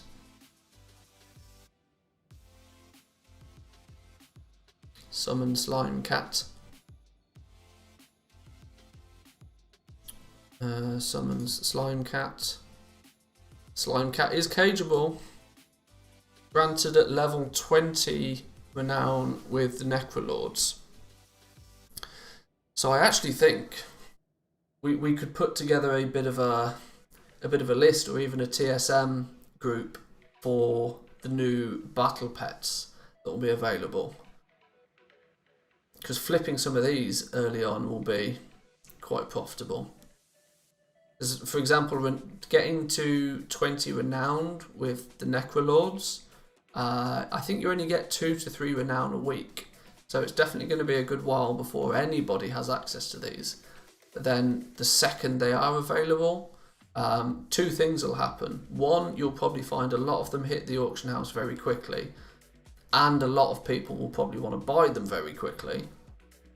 But that equally means is that people will probably have a bit of a... There's a good chance for like an undercut war. Like the first week these become available, so you could buy 2 or 3 of them quite quickly and then drip feed them back in and make a profit from them that way. Lots of options. Lots of options. Lots of options.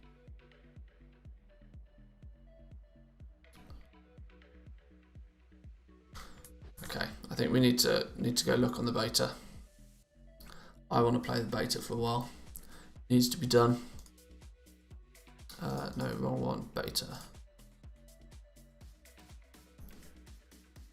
I need some more herbs. I need some more herbs. We need to play with Darkmoon cards. I'm absolutely desperate to craft a whole bunch of Darkmoon cards, simply because I want to see what the proc chance is on the blank cards that you get. But to do such, it means we're going to need more herbs. So I'm going to go grab a drink and then we're going to do a bit of herbing. If you guys have got any questions, Shadowlands related, we can hopefully get answers to you. But I've got to go get a drink, guys. Bear with me 2 minutes.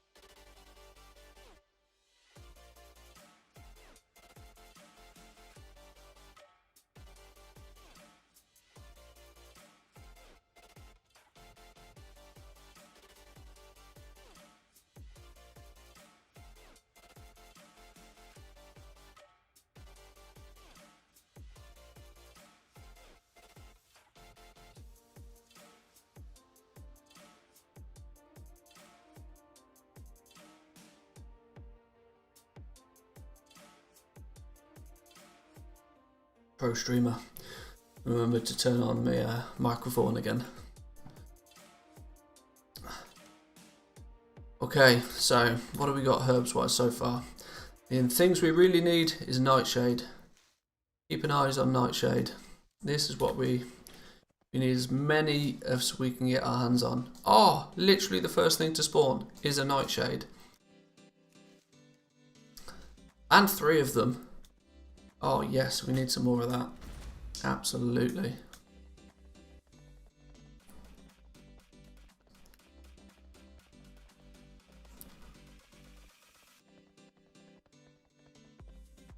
When's the skinning video coming out? Well, now that they've done some pretty drastic changes to the skinning rates, I can go back over my skinning spots, and we can get some more accurate numbers for what they get. So arguably, well, we've got 2 options. We could start it now. We could go do some skinning now. If people are interested, people seem to be pretty interested in this skinning video. I can always, I know it's not amazing stream content, but I can always do some skinning now. I don't particularly want to. I'd rather do the skinning off stream, to be honest. Simply because I would like to. It's just easier to concentrate on what I'm doing. It makes the testing like a little bit more solid. But I know ultimately everybody just wants to know where is the best spot to skin. They're not so fussed about the numbers, but it's the logic of the higher the number, the better. 6 lithium. Is that more than normal? I don't know, I can't remember. Yeah, there's no ranks to anything. Well, that's a lie. There's ranks to the base legendary items, but they're not like they are in BFA. What's this abandoned stockpile? I've not seen that before. A stockpile of what? Let's grab this death blossom before we go. But a stockpile of what? And where is it? I seem to be standing on it. Is it in a cave? I've not seen this before.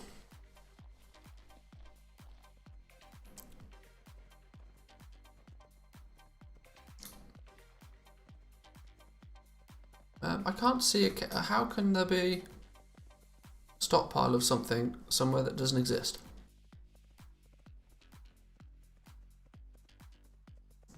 Do I have to go down even further?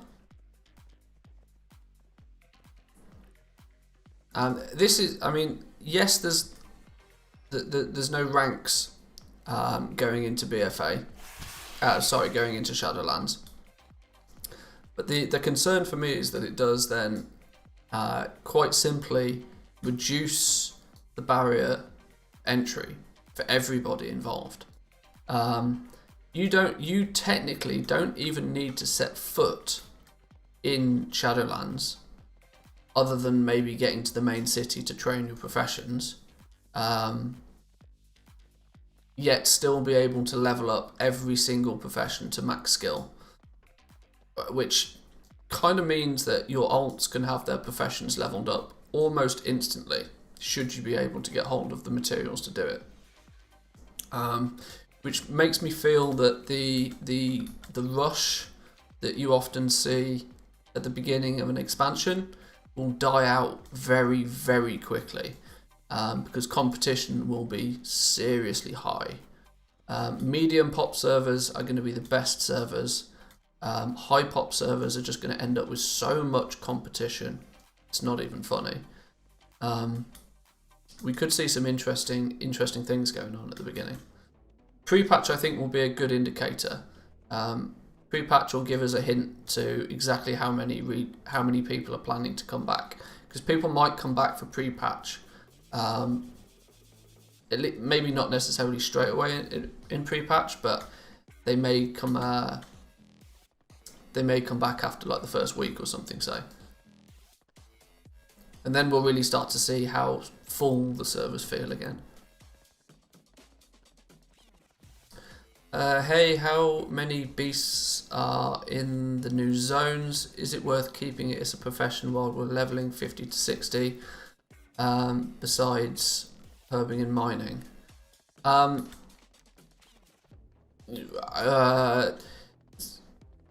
There's plenty of beasts in Bastion. There's plenty of beasts in Ardenweld. They're the two zones that are going to be very prominent for skinning. Moldraxxus, not so much. There definitely is a lot to skin in Moldraxxus, but it's a little bit more spread out. Revendreth, there's probably the least things to skin in Revendreth, but of course that's the fourth zone you're going to get to.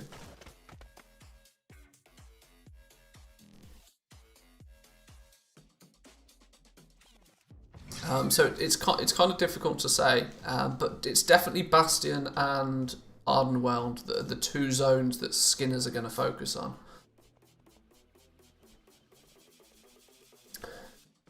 My 5th day of farming for pack mules for 10 hours a day, no drop, weird, was getting 1 to 2 per day last week.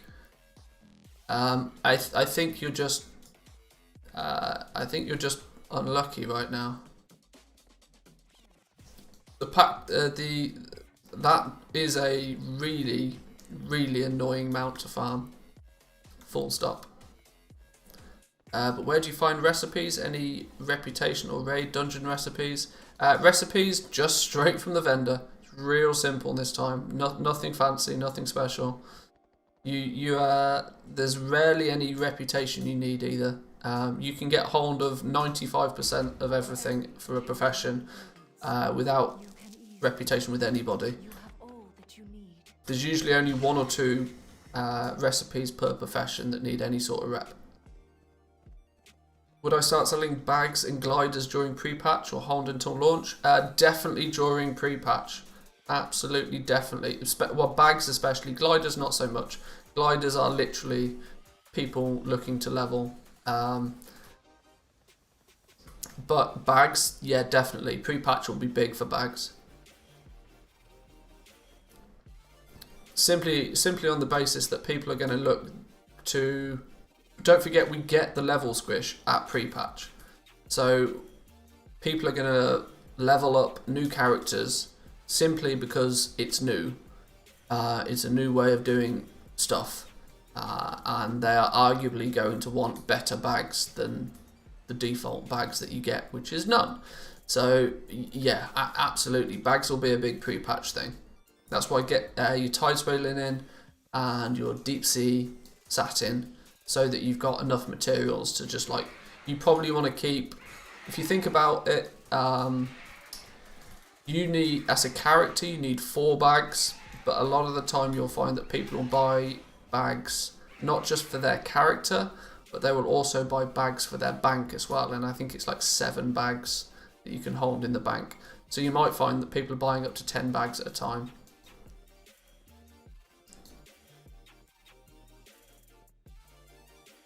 I mean, that's less of a thing now that you have the reagent bank. So any materials that people pick up whilst leveling, they can just throw in their reagent bank for like the cost of 100 gold. But it's not uncommon for you to see single characters buying 4 to 10 bags at a time.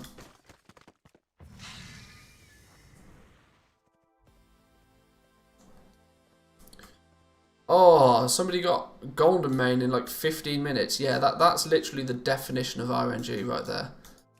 I've farmed for Golden Mane a lot, and I've never had it drop more than a couple of times. To the point where I don't even think I know that mount yet. I think that's the only BFA mount that I don't know, because the only time I've ever had them drop, I've sold them. Because in my eyes, it was way more...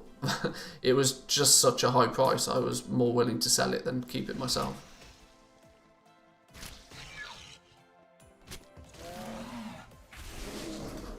kind of makes you angry. You've invested 50 hours and no drop. Yeah, that's kind of a bit of a pain. Are you 2x4 farming it? Are you doing it solo? How are you doing it? I require a target.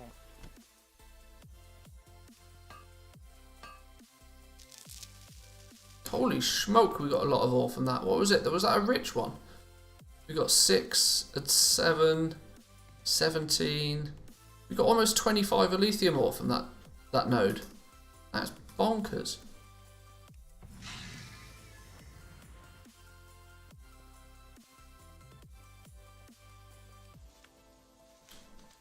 You know what I find really weird? I've only been streaming again for a few weeks. Yet, for some reason, as and when I start herbing and mining in BFA, in Shadowlands, my viewers spike. I don't get it. Do people enjoy it? Or is it maybe just because I do the Q&A session at the time? I don't know, maybe. You're 2x4ing on 8 accounts, and you've still not had one drop. Ouch, that's bad news.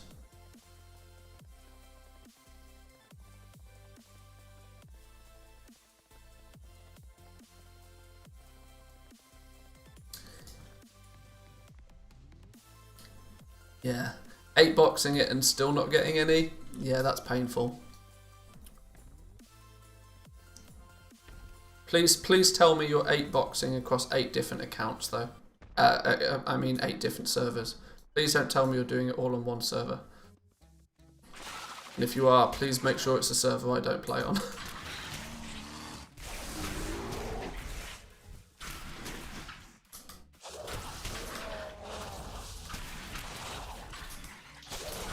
Yes, my keyboard's clicky, I can't help it, I'm sorry.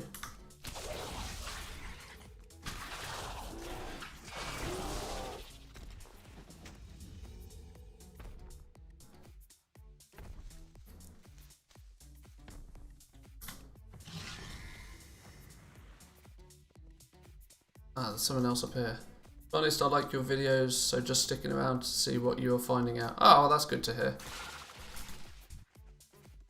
I tend to approach my streams more as, I don't want to use the word show, because that feels a bit weird. But I tend not to like to just stream whilst I'm playing my game. Simply because I wouldn't watch a stream where somebody's just playing their game. I like to try and at least offer some value to the people that watch. Split across 3 servers. Well, that's better. That's better. You've got over 40 epics in the time, but no mounts. Yeah, well that blows.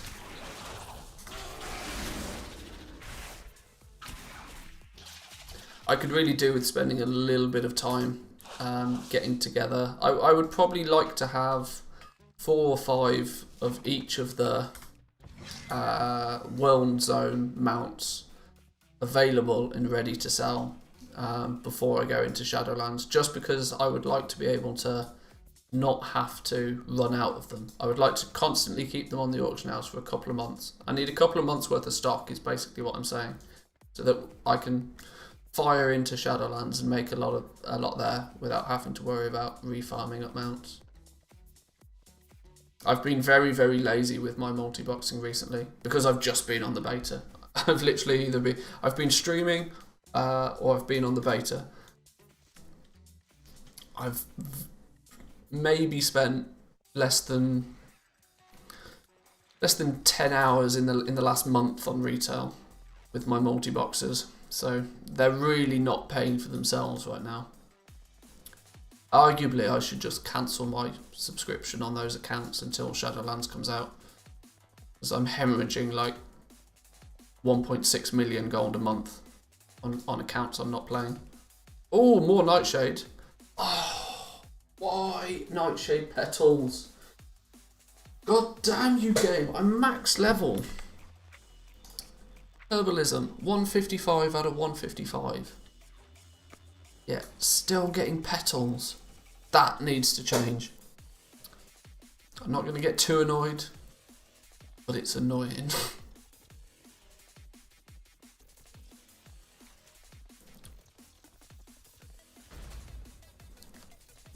What's down here? Oh, so lace right. I have to resist the temptation to jump down here all the time to pick up these random nodes.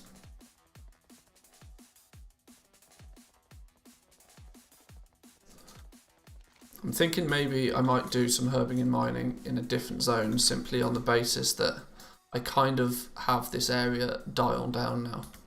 Maybe we could go see what's up this way. Maybe there's some good spots that way. I should always try and have it so that I've got 2 routes really for each zone. The default herbing and mining rune is just follow the path.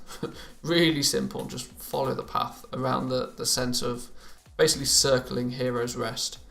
But I'm sure if you go up and down, there's plenty more herbs available. I've just not ventured that way. It's more difficult to make a route out of that. You know, run some laps. Go this way, see what's going on.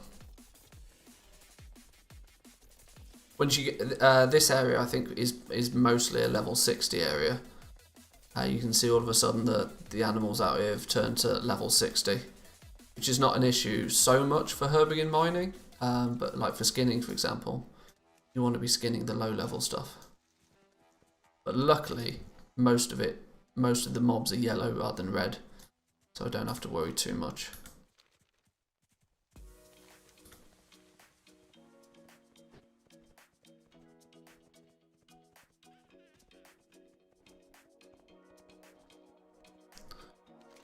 Guys, I have a little bit of a difficult decision to make.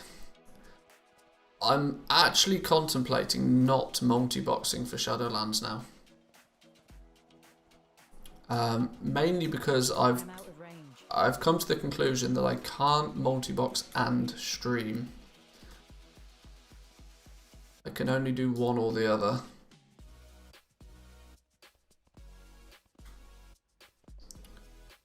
Solomon, there it is. I can, simply because my PC just doesn't handle it.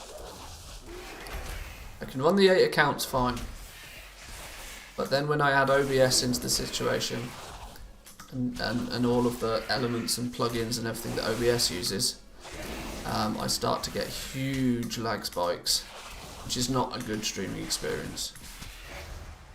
Which means I might have to choose to pick just one character to level. Or not stream. That's the other option. But I enjoy streaming. What did I get? A broken Kyrian flute. Broken Kyrian instrument that appears to be shaped by the wind. Who is this then? Who and what is this? And what the hell do we do with it?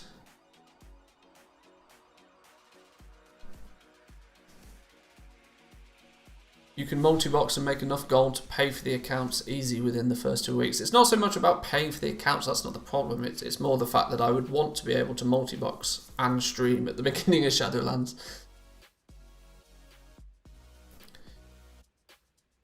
Yeah, when it comes to streaming, it's just much more simple for me to play just one account.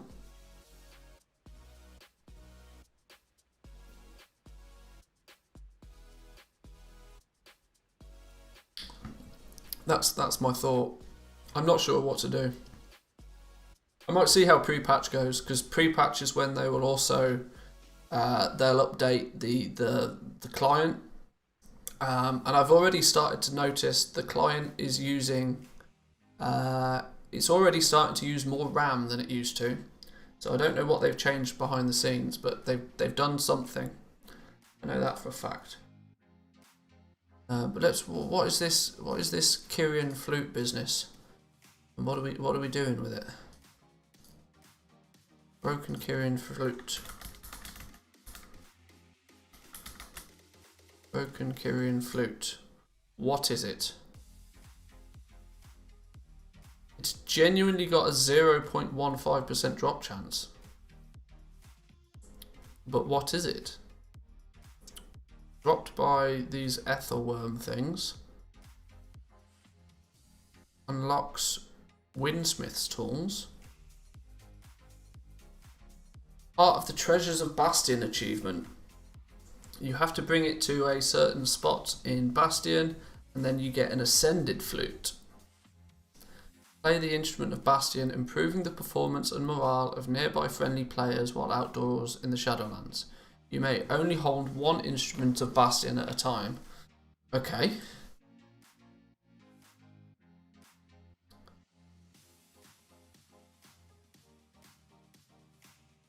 Drop chance isn't good, likely only 5 to 10%. You may need to clear the area twice, 3 times to get one. After you get the flute, use the Windsmith's tools on the forge to repair the flute and obtain the ascended flute.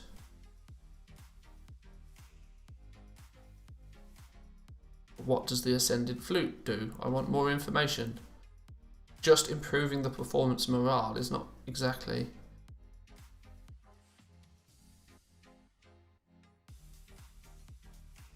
Oh, there's loads of musical instruments you can get, look. Yo, people are going heavy on the YouTube videos for these.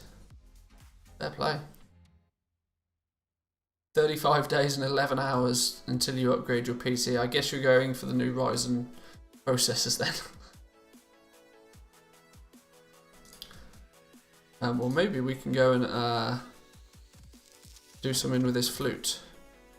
I'm assuming that it's going to be in Hero's Rest. There's a thing somewhere that we can do something with.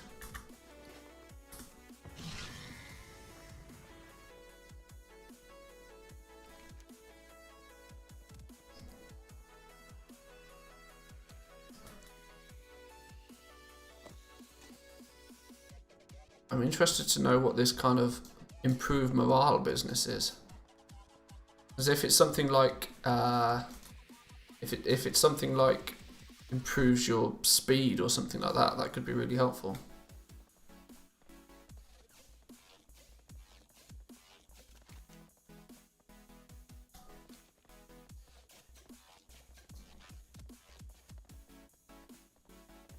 October 8th, 3900X. I've not looked into the new AMD processors, but it seems very, very sensible that if I'm going to do any PC upgrades anytime soon, a new 3080 looks like the way to go, with definitely an AMD processor.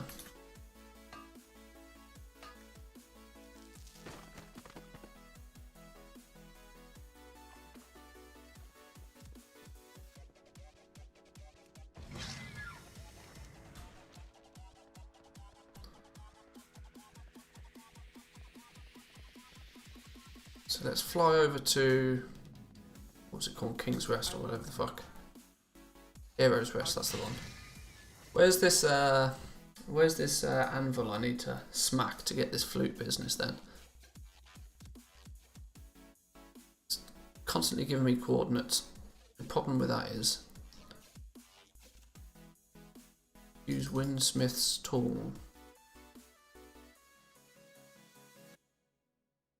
I don't have TomTom installed. I can make a guess. 3548. 3540. Yeah, it's going to be in Hero's Rest somewhere.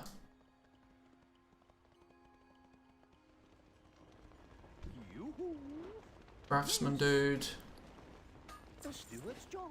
There's the quartermaster. There's likely a big ass anvil or something I have to use for this.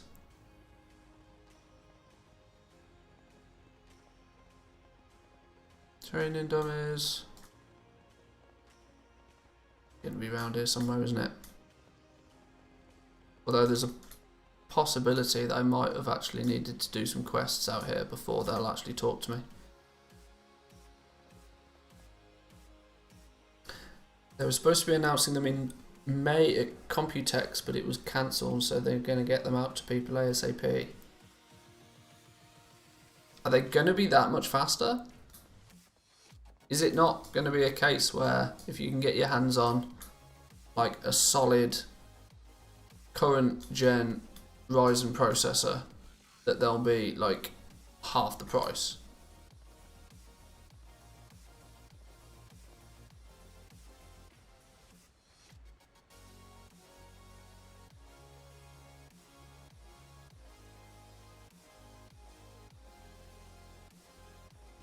See, my processor right now is, what is it, 6700K? It's about 3-4 years old now.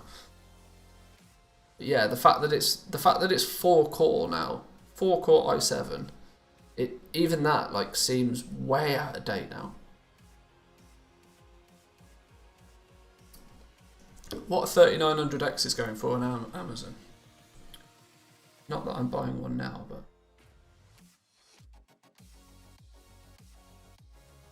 let's go.co.uk.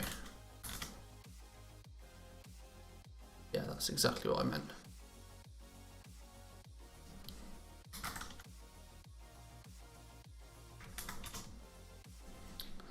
Still $400. 4.6 gigahertz. See, my processor's overclocked as it is, but it's the core count that's going to be the difference.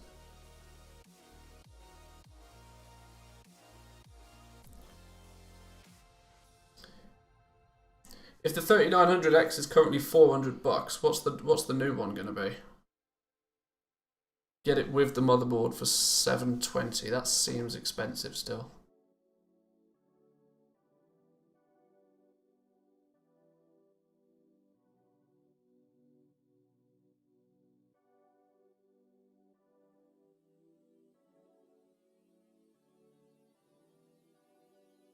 Comparing this to, that's probably the equivalent of the, oh, they've got the Ryzen,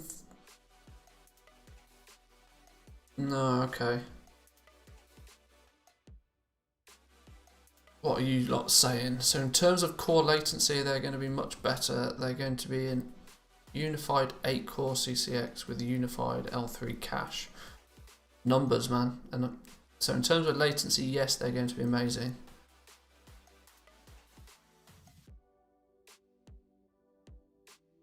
Same price, $550, I don't know, but AMD is winning. Why compete on price?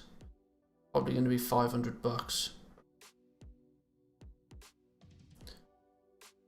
The used market is a good place to buy these sort of things, although I always have my concerns buying used processors, as you don't know what they've been used for. They could have been absolutely ragged or overclocked to within an inch of their life and just not be stable anymore. But I mean, compared to the, what's it, the 10900K, what's this price wise now? Jesus, they're trying to flog these for over 600 quid. Holy schmokeroony. What is that in my country of purchasing? If I wanted to buy a 10900K, I can get it for $500. That's still a lot. Processors are hard to break. Well, I don't know. I've broken a couple. Yeah, I think these are probably being gouged, you know. Ryzen doesn't overclock well, so it makes no sense to do it. Yeah, I suppose I've always overclocked my processors. I don't see the reason why not to overclock one. I mean, if it's got the ability to do it, obviously don't push it too far, keep it stable, but Intel is losing hard in market share. Stock price tells it all. The thing is Intel don't, from the consumer market, yeah, sure. But if Intel lose in the consumer market, they are literally the go-to for server grade equipment. In the business world, Intel wins. And ultimately, the money is in the business world. Intel are really not that concerned.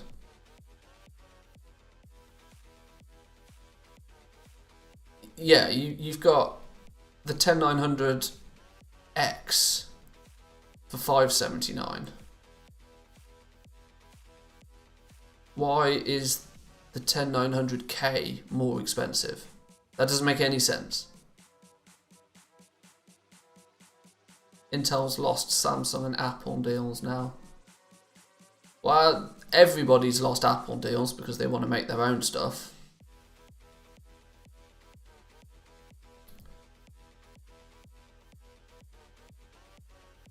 Yeah, I'm not really looking to make upgrades just yet anyway.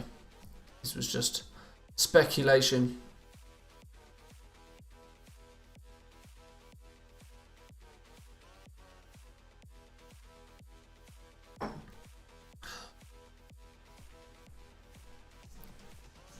Do I really need to install TomTom just to find out where the inscription supplies? What are you going to sell?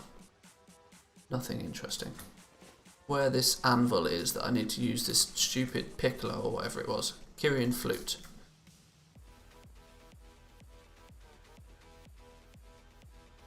I must get closer. What can I use it on?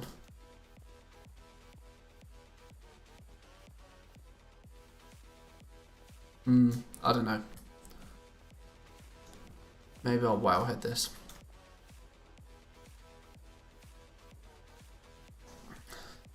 In short supply, so the 10900K is being scalped. Yeah, that probably doesn't surprise me. Intel is very concerned. They're moving to 5G and cloud data, slowly moving away from CPUs. But I mean, if you only need to look at the actual company size, AMD is an absolutely tiny little company compared to Intel.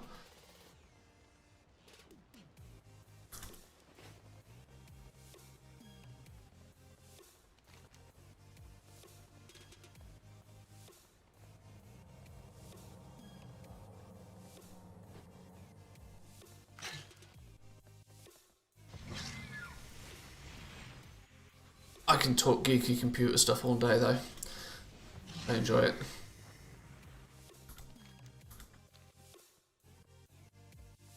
I still have friends that like refuse to build their own PC. I'm like, are you mad? It's like, you literally don't need to know anything to build your own PC nowadays. Like, it's easier than building Lego.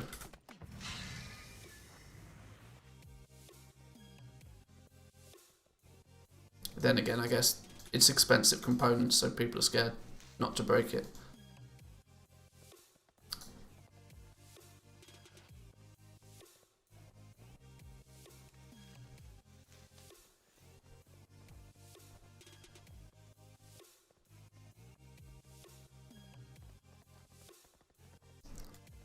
Intel's contracts, and they're not getting renewed. Maybe. I don't think they're going to go bankrupt anytime soon, though. I think they're relatively safe.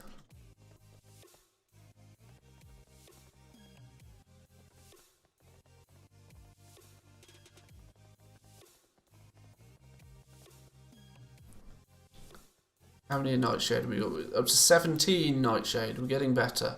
I think I've still got some of these on another character, though, so there's the probability that we can get inscription a little bit more leveled up.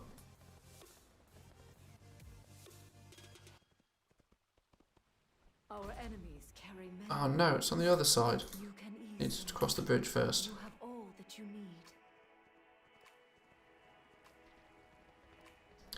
Intel didn't make profit, but they've got a huge stack of cash. Well, this is it. When you've been market leaders for 10 years in virtually every category that you compete in, I imagine that they have got a reasonable amount in the bank.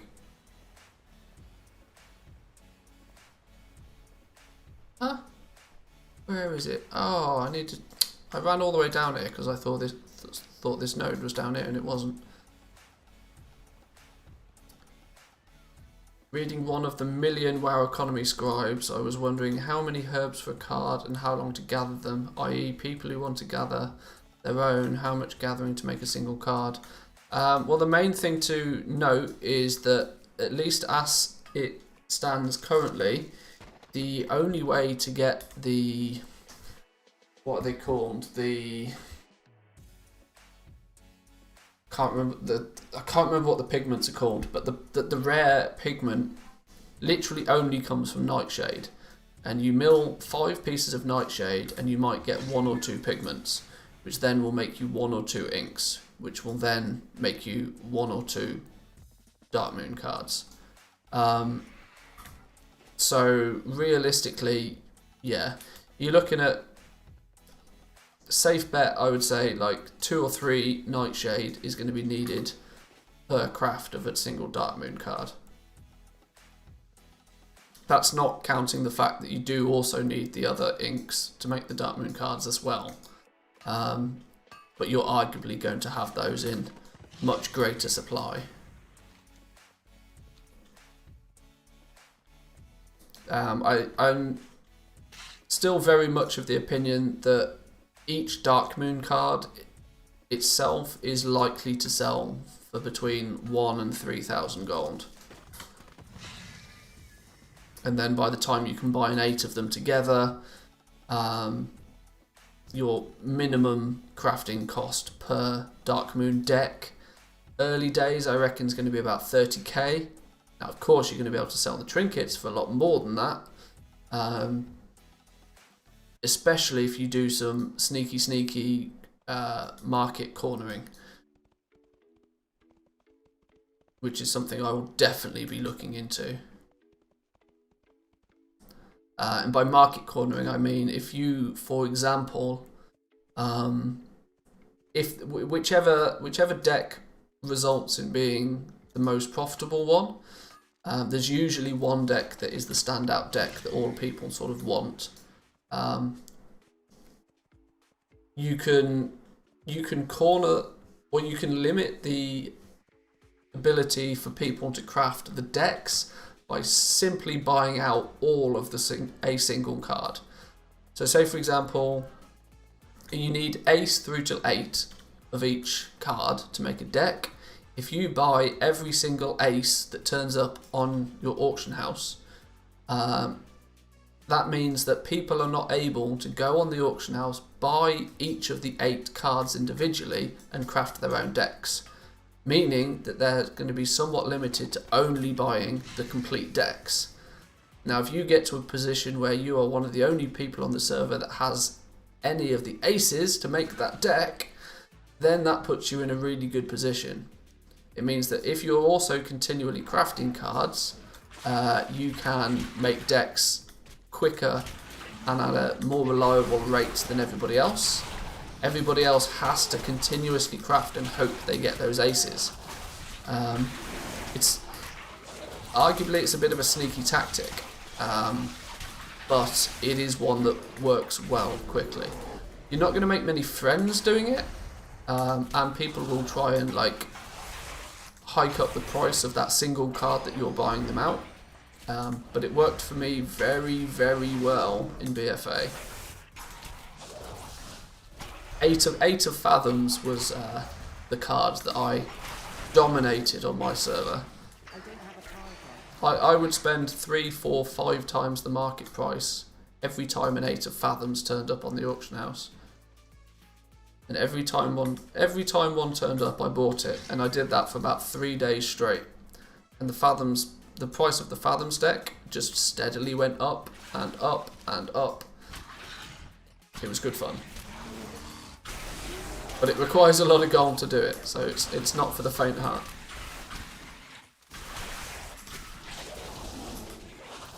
Some cards in BFA sold for 1k and some for 6k. But yeah, it's the thing is you can't really target a specific card. I mean that's the whole point of it, that it's like a mini RNG system. But the more cards you craft, the less RNG affects you.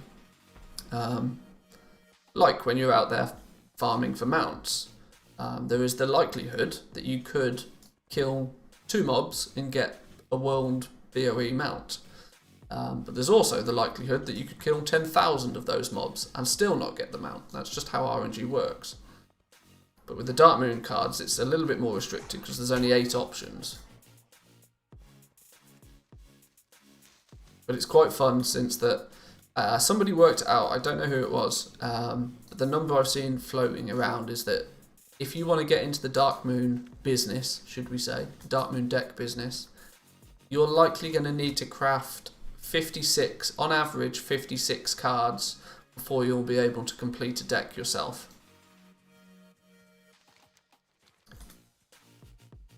But you imagine if you craft 500 cards, the likelihood is that you should then be able to make more than just 10 decks. Eventually, it should all balance out. There was lots of rumours that certain cards were more rare than others, but that ultimately was never proved. Nobody was able to craft enough cards to conceivably prove that to be the case. I mean, I genuinely crafted probably thousands of Darkmoon cards at the beginning of BFA. And pretty much never had to buy a card off the auction house to complete a deck. Eventually it does all sort of balance out. That literally, I got to it and it disappeared. God damn.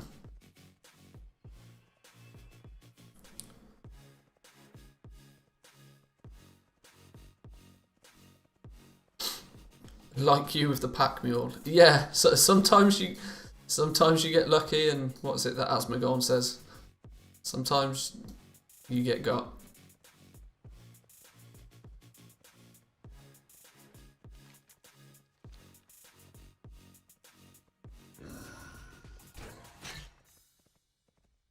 I can safely say they've not done anything to increase the spawn rate on herbs though. Holy smoke. This is tediously low quantity of herbs at the moment.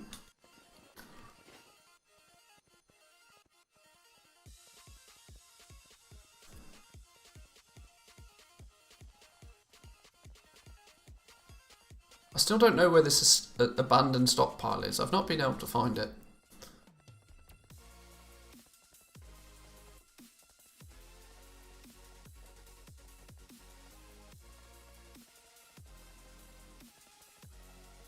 Hopefully we can get a few more Nightshade reasonably quickly.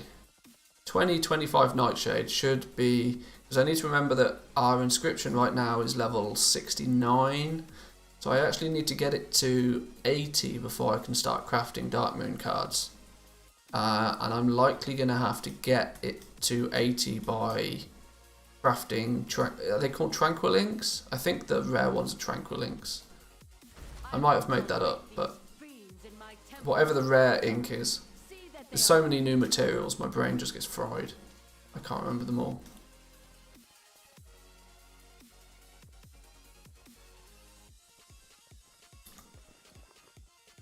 But we're slowly getting some more, very slowly getting some more herbs though.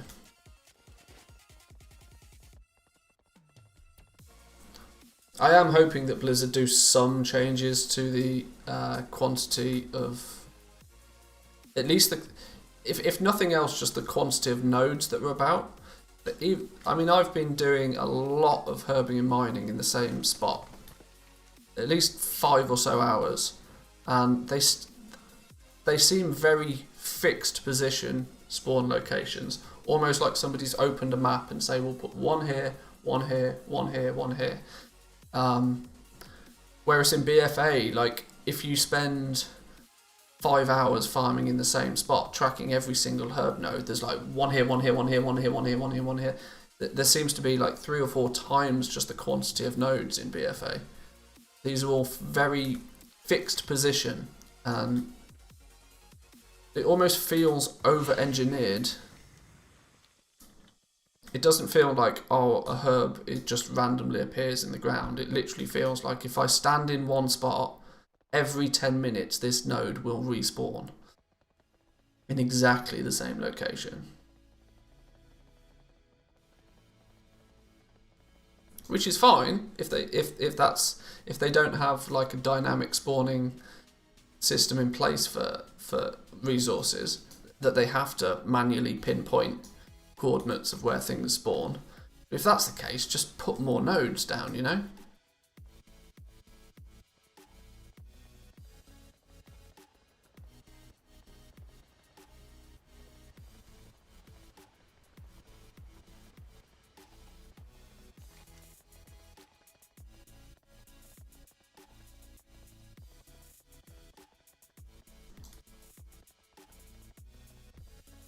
I'm genuinely not finding anything now. I feel as if I'm fighting a losing battle.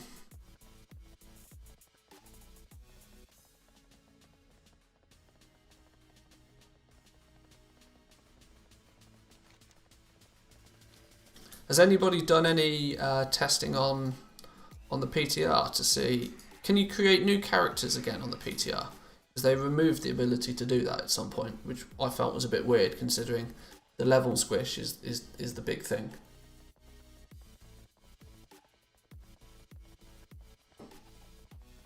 Because I'm wondering how Warlords of Draenor works with leveling.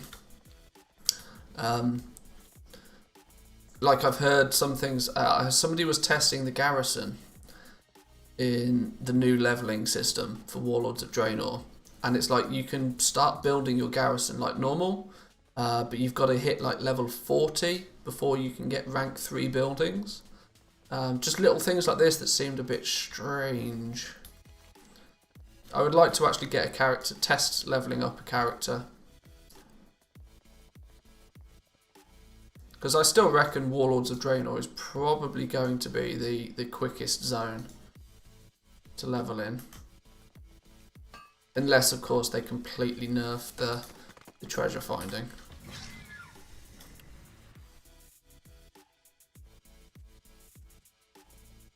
I'm definitely looking forward, though, to never having to level through the Jade Forest ever again. That one zone in Mr. Pandaria, I must have leveled through there 100 times.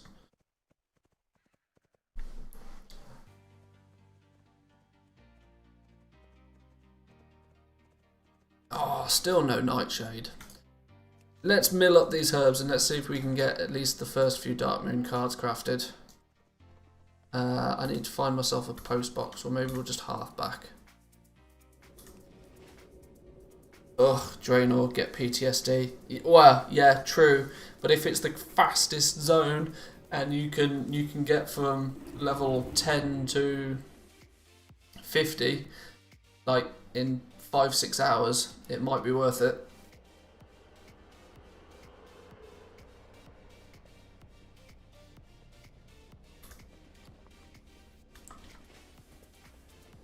Who's my scribe? My scribe is... Oh, the dude's called DM Card, isn't he?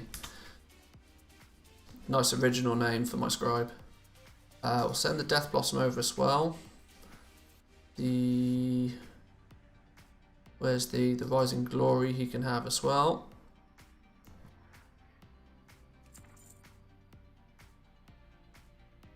How many Nightshade per hour did you see? It's really difficult to get a per hour basis, especially on a rare, specifically on a rare spawn in the first place. It's not a lot though. I do feel they need to. They did a lot of tweaking with skinning and leatherworking, so I'm hoping they're going to do some tweaking on mining and herbalism as well. And it's not the end of the world if they don't. It just means that everything is going to be considerably more expensive than it really needs to be. Because the competition for herbs between alchemists and scribes at the beginning is crazy.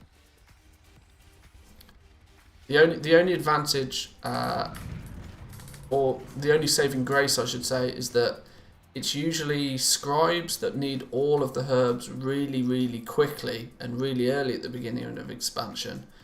But now that Blizzard have started to stagger, like, when the raid comes out, due to the fact that the raid doesn't come out for a few weeks after the launch, it means that alchemy doesn't really ramp up to its full potential until a few weeks later. Meaning that not everybody is trying to get the herbs straight away. That was always a complete shit show. But we should hopefully be able to mill these up. Get our inscription up a little bit further. Because I actually think, yeah, it's creating the Tranquil Ink that will be our main... Where'd our herbs go? Our bags have gone funny. Let's make this bag just trade goods. There we go. Let's get stuff out there that's not needed. We don't need all of this business. We just want the herbs here for now. so we can see what we're working with.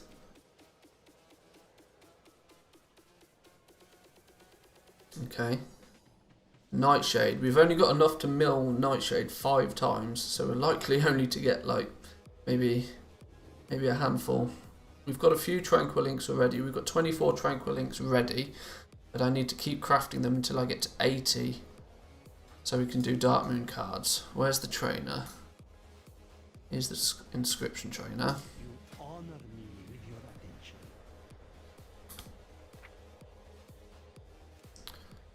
Wish me luck. 2 pigments. We'll take 2 pigments, absolutely. 2 and 3. So that was 5 pigments from 5 herbs. Then we only get 3 pigments from 5 herbs.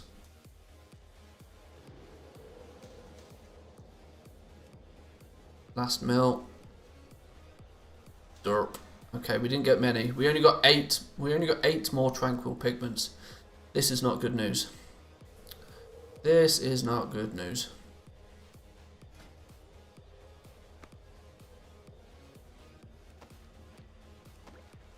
Oh no, and Tranquil Ink goes green at 70 as well. That means we're going to have to create some of these missives just to level. That's a dick. Now obviously once the game goes live, that's not so much of a problem because you're going to want to craft the missives to sell them anyway. But as far as me trying to level on the beta to get access to the... I wanted to save as many of my inks as possible for getting to Darkmoon cards. I'm going to have to waste 8 of them just crafting these now. Ah, okay, well let's just do it because we get one of those. One of those. I'll do them equally because they all use slightly different numbers of ink.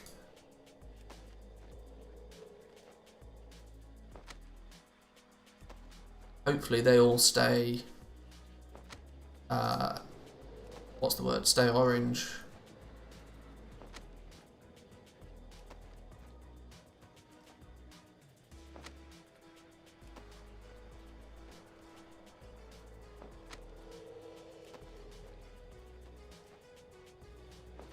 Okay, 80.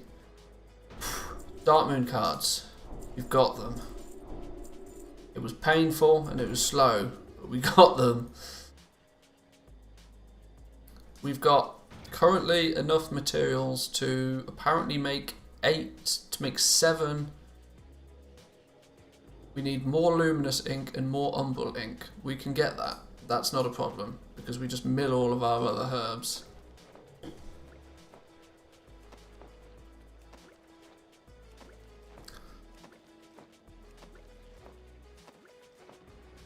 I mean, I'd like to get to a point where I could craft like 100 of them in one go. That way we'd get a good indication to how regularly we get procs for these blank cards.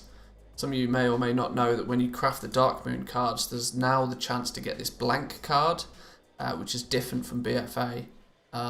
Hopefully, you see what it says here is craft a random Darkmoon card from one of the 4 decks. Occasionally make a blank card that can be used to make a random card from a specific set. Hopefully this blank card is a proc on top of the normal card that you craft instead of it being instead of, because when you then go and craft the blank card it requires yet more tranquil ink. But there is the argument that these blank cards will be able to be sold on the auction house. So you may be able to get good price from these themselves, as then somebody that's missing cards from a deck or wants to focus on a deck might be able to buy a bunch of blank cards, use some tranquil inks. I don't know. It depends on the rate that you get them. But it's 7 luminous and 7 umbral ink each. We're going to need a whole bunch more inks. We've got ourselves a whole load of Death Blossom we can mill. Not a lot, but we have got some. So let's mill a bunch of that up.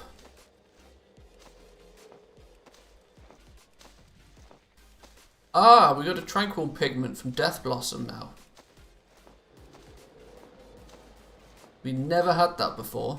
That at least that shows that you can get Tranquil Pigment from the other herbs. So will I need to monopolise both your ace and the blank card this expansion? Yeah, it does kind of mean that if you want to be the sneaky goblin and like try and monopolise a single card out of the deck, that also looking at monopolising the blank cards is a more reliable way to make sure that it works.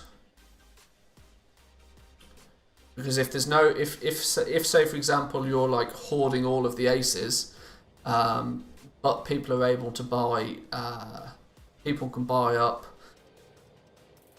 But realistically, it's only going to be other scribes that will buy the blank cards, because you need to be a scribe to use that blank card in the first place. Because it's actually a craft with inscription. My theory is that these blank cards will be a low proc rate on top of, so it's basically like procking an additional card at just the cost of the Tranquil Ink. Because if you see the regular one, it uses 14 base inks and then a Tranquil Ink and a dark parchment. If you proc a blank card, you then save the 14 base inks to make that card. So it's kind of like being able, it's not like getting 2 Darkmoon cards in one go, but it's like getting one almost for free, or at least one considerably cheaper. But it's likely that these blank cards are like maybe a 10% proc chance or 20% proc chance to get a blank card as well.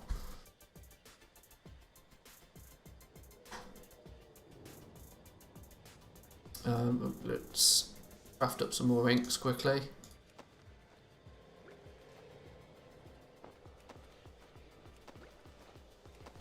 But like I said, these proc chances, it's really difficult to know without crafting a bunch of them. Like even now, even after a whole bunch of farming, I'm only going to be able to create like 7 or 8 cards. I might not even get a single blank one. It's just not a big enough sample size to say.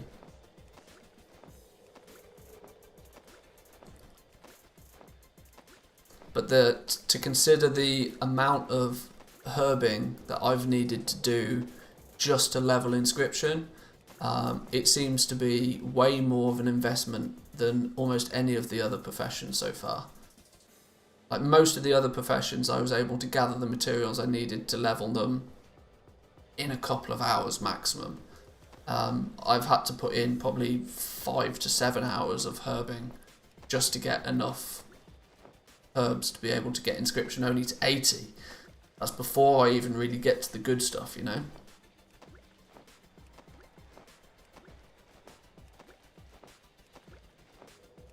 Scribes at dicks would happen. Yeah, true.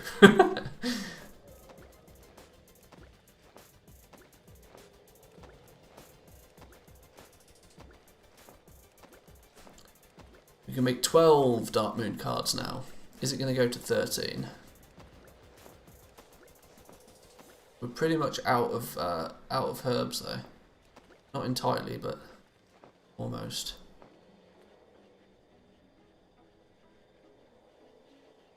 Let's mill up the rest of these random herbs that we've got.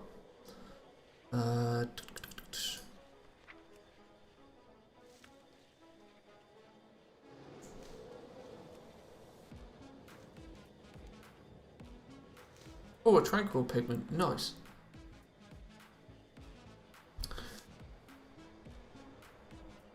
We've not seen any daily cooldowns so far. Even Alchemy. Alchemy has one for... Alchemy is the only profession that's got a daily cooldown so far. And it's what they call it, the Soul Stone. It's a material that is then used to make the cauldrons. Is on a daily cooldown, I believe. Have I checked to see if you can tap the node more than one time? Curious to see if they capped it lower than 10. Yeah, I mean, I can't tap it more than once, and there's no way for me to like multi-box or anything to test that. There's realistically no way to test that in the beta so far without a big group effort. But are Darkmoon cards green until max? What is max inscription? I find it weird that max is a different number for different professions. Yeah, I like it's a bit odd. Like in enchanting is I think 115. Blacksmithing, tailoring, and leatherworking are all 100. Inscription is 100. The gathering professions are like 165, I think. It is a bit odd that they've all got different maximums, but realistically, even though inscription, the max is 80, you get by the time you hit 80, you have virtually all of the things you need. Contracts, you've got to be revered with certain factions to get them anyway. Your Vantis rune is a drop from the raid anyway. You get this Fey Revel mask that we still don't really know what it's for. Or if we do, I don't know what it's for. You don't get that until 90. But you have to get that from a specific person. You don't learn that from a regular trainer. Although this here says that you should get this from this trainer, and it's not going to give me the option to get it. So I don't know. Things are still not. There's still definitely work that is going into these. Because in my mind, max level inscription is 80. Because once you can make the Darkmoon cards, there's nothing above that you're going to want.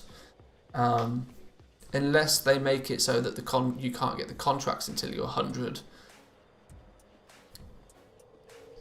We can probably check actually. If we look on WoWhead, it tells you not only the go away. It tells you not only the faction and the reputation that's needed, but also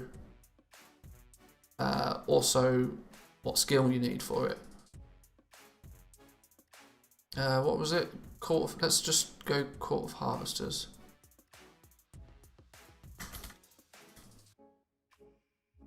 Contract Court of Harvesters.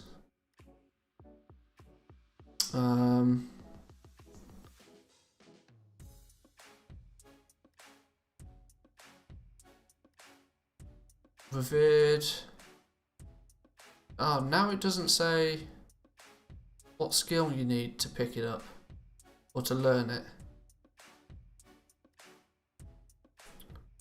Ah, here we go. Technique. Ah, so you only actually need to be 60 to be able to pick up the contracts even.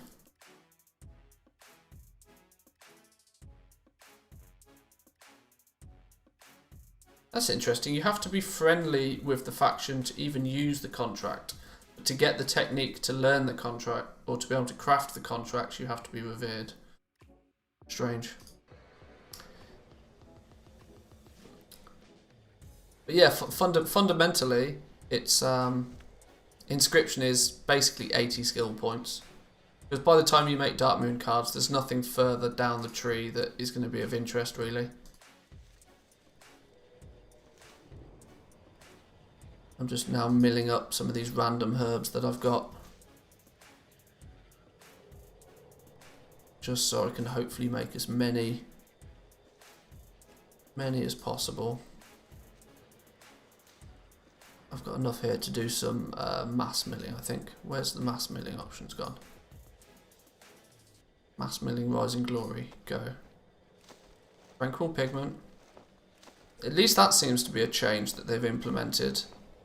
That you can actually now get Tranquil Pigments from all of the other herbs as well, not just Nightshade. But it's guaranteed from Nightshade, that's the thing.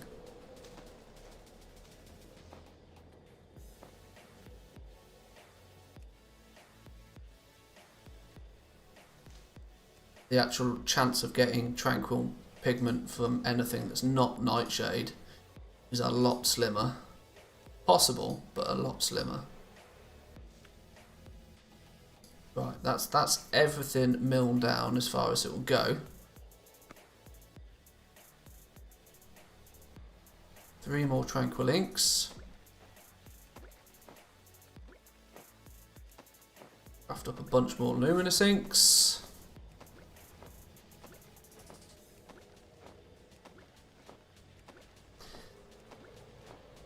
This is always the slow-ass process with inscription.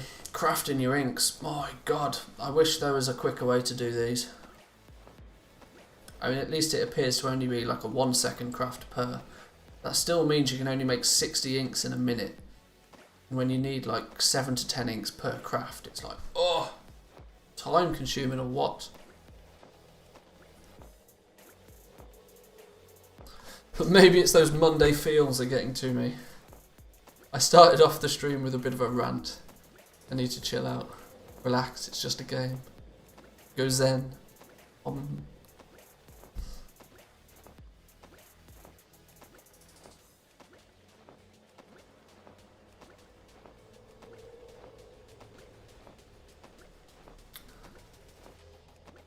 We're up to 16 cards we can make now. That's better. Let's hope this goes to 17. I want to make as many as possible.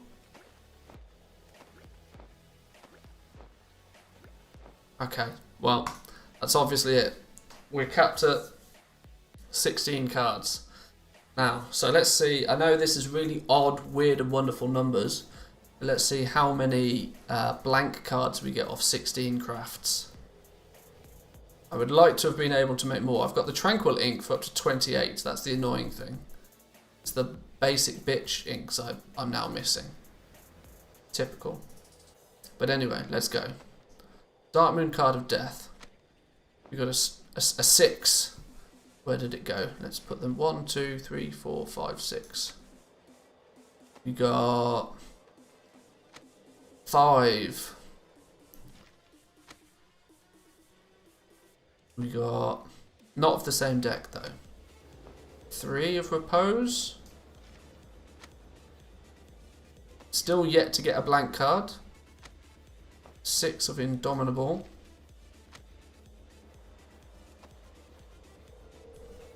A 4 of Repose. 3, 4, 5 of Repose. Oh, this feels like gambling. 5 of Repose. Oh, we've all 1, 2, 3, 4, 5, 6 crafts in, and we already get our first duplicate. That sort of shows. That's why it's you don't. This is why I think somebody worked it out to be like 56 crafts to get your first deck complete. 5 of Veracity. Oh, we got our first blank card. So we created, not only did we get a 2 of the Indomitable, but we at the same time, oh, we didn't even get the blank card for the same deck that we created one. We just got a random blank card. We got a blank card of Repose, and now used by scribes to craft a random Darkmoon card belonging to that suit. So you can see now we can do this one, which will use a single Tranquil ink, but uses up that blank card as well. So this one is basic. It's almost like getting a second card for free, but it's just the cost of a single Tranquil ink rather than. You're basically saving the cost of the 14 basic inks, which is a bit annoying because the 14 basic inks they're the basic ones. They're the ones that are virtually going to cost nothing in comparison to the Tranquil ink. The Tranquil ink itself will cost more than all 14 of these combined, I'd imagine. So. We'll have to see how the balance of how the price balance is out on them, but 6 of Putrescence. Where did it go? Oh, it's up here somewhere. That means we got another duplicate. Derp. We got an Ace of Veracity and a second blank card of Repose.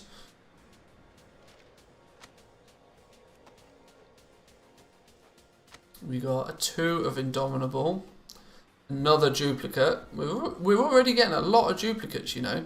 Look, considering that this embroidered deep sea bag has got the potential to go ace through to 8 for each deck. Just how many duplicates we've already got.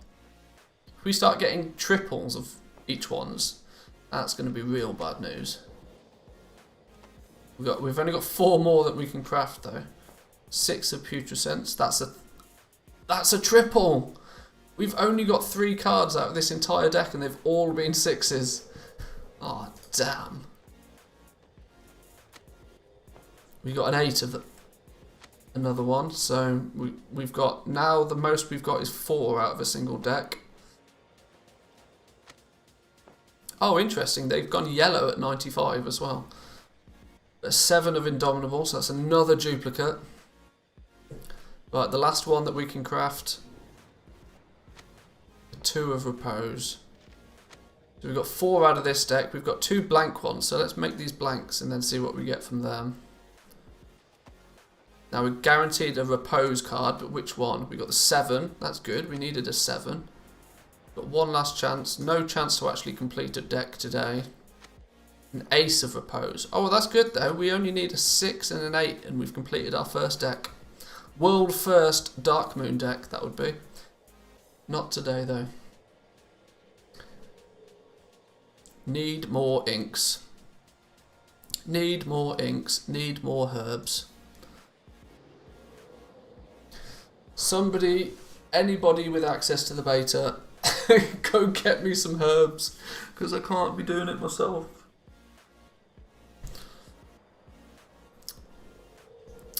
But okay, so the interesting thing on a somewhat more serious note is that we got 2 blank cards from crafting 16 Darkmoon, regular Darkmoon cards. The blank cards are a proc on top of the existing card. So it's almost like getting a double bubble. And we can guesstimate on a very small sample size that you're looking at about a 10%, between a 10 to 20% chance to get a blank card every craft. Which feels somewhat balanced. Like if your transmutation spec for alchemy, for example, you basically got 20% more because of it. So that seems about right. It does mean that when it comes to actually calculating the exact like value of each Darkmoon card, it's going to be a bit difficult because you're going to have to account for those procs, and it's not like getting a second one completely for free because you still got to use the Tranquil ink on it. So it's going to be a bit of a weird one for the mathematicians out there, but it feels like it's probably going to be a 10 to 20% proc chance on those. But we almost got a complete deck. We're only 2 short of an entire deck. What does the Repose deck? Whose is that one for? Veracity, I think, is the tank one. Or is the Indomitable the tank one? Oh shit, I can't remember. I don't know. Yeah. Basically, I need more inks and I need more herbs. I'm going to be hooked now. You know, I've got an incentive to go herbing now. Just so I can get the world first Darkmoon deck. It's obviously not the world first Darkmoon deck. I'm joking, but and even after all of that, we still only got our inscription to 98. Need more herbs. There's nothing we can do to sneaky 2 points, is there? No.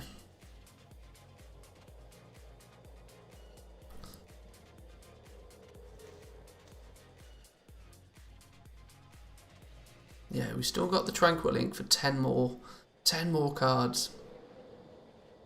Sod it, I'm going herbing. I'm going herbing. Anybody with beta access, everybody out herbing.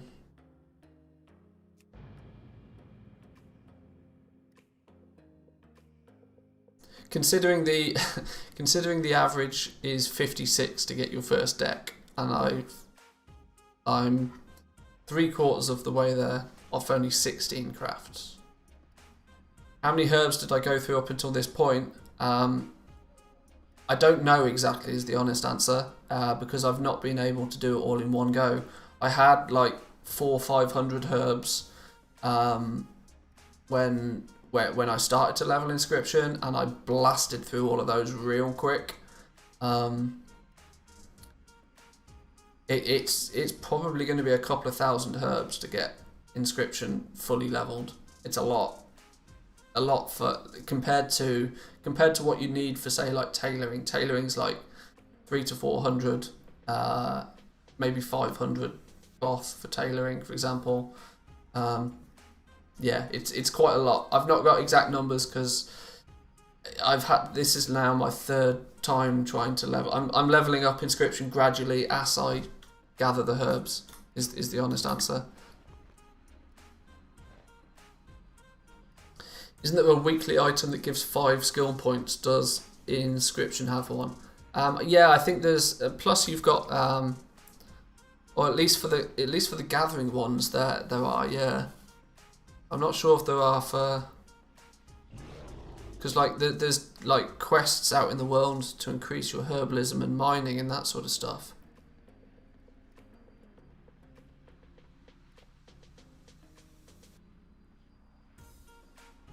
Let's have a quick look, see if there's any. Just anima.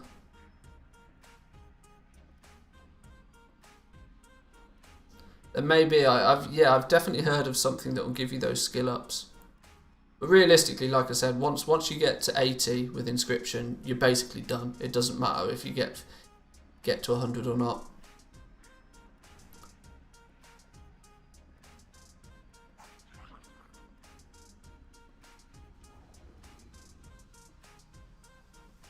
Well, let's go get some more herbs. Need more herbs. I've got an unhealthy addiction to herbs now.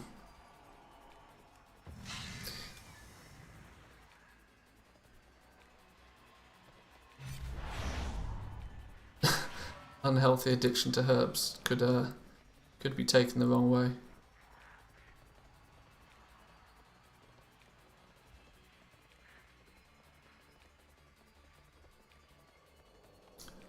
Now the question is do I want to go to Bastion or do I want to like search somewhere else? Like it's quick and easy in Bastion, but I know the routes now. I almost think I want to go to Revendreth and just try and no, because Revendreth is so boring. Let's go to Ardenweld. We've not done much herbing and mining in Ardenweld. Do a little bit there. This has turned into a farming stream again. Sure, I didn't mean it to, honest.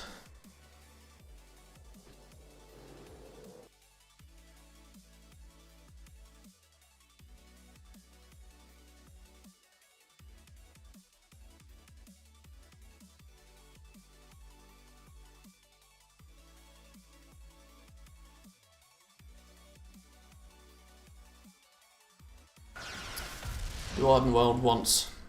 Yeah, I've not really done much herbing or well, you can tell I've basically not done any herbing and mining in Ardenweld. I need to try and work out a route for this place.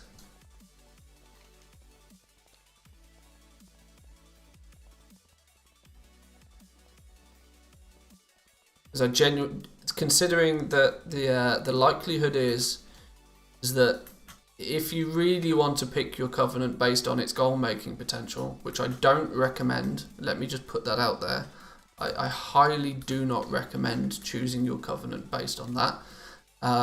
But if you do, it appears the Night Fae are looking pretty favourable simply because of their like mini garden thing that gives you the ability to get sort of like free resources. I say free, at least the way that it is right now is like you're going to have to go out and do some things to get the seeds to plant in your farm, to get the free materials. But it's extra materials for little effort, should we say.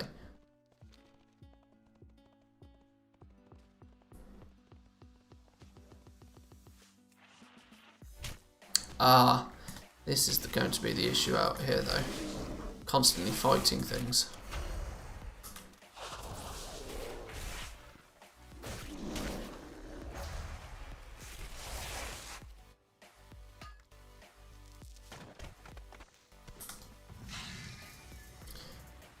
The thing that's going to be slightly frustrating is I know full well that at some point in the beta, they are likely to put just a vendor dude that has all of the base materials.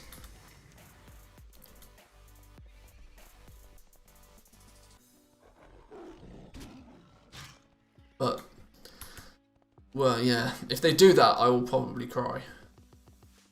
But the fact that they've done it for every other aspect of the game. They've had vendor for honor points, they've had vendors for literally everything. Nightshade. Yes.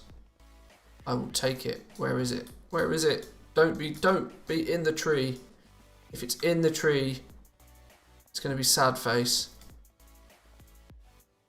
I think it's genuinely spawned in the tree. Ah.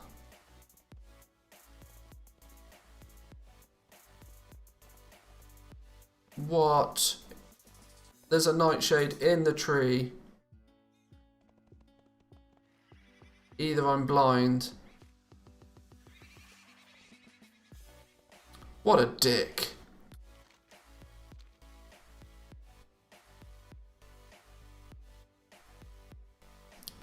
Well, I guess we're not picking up that node then.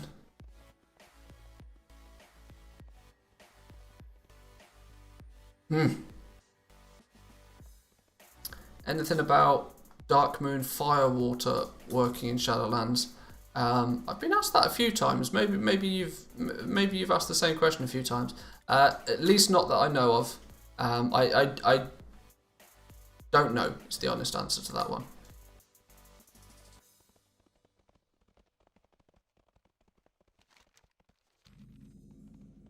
But at least I have the knowledge of how the farming actually goes. Well, that's the thing. At least like, as much as it's frustrating to have to run around doing a whole bunch of herbing and mining right now, there is the flip side that, yes, I'm learning in more detail than most about where things spawn, how much things spawn, what the routes are, which might be a slight advantage to me very early on. Admittedly, soon as it all goes publicly available on WoWhead and WoW Professions and YouTube videos and all that sort of stuff, it becomes less valuable knowledge, but any advantage is an advantage. And I'm stuck in go slow mode for some reason.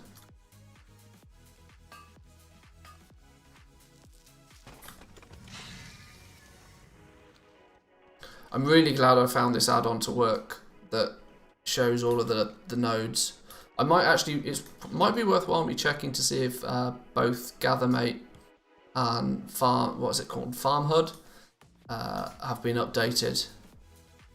Oh, yeah, there we go. Somebody literally just saying the same. I've had, let's quickly load up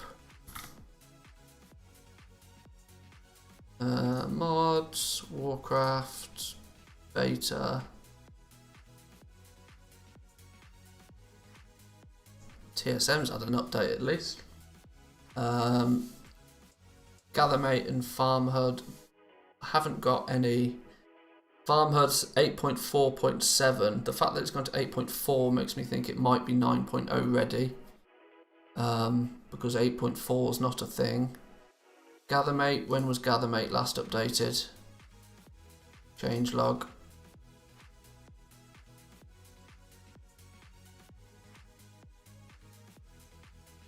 Hello? Oh, that's literally, updated not since the beginning of September. So probably gives me the indication that it's not beta ready. We can quickly enable it though, just to see.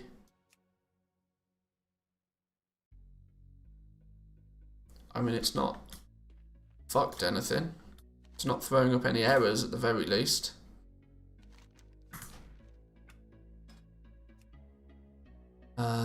Let's see if when we gather something though, whether it tracks it.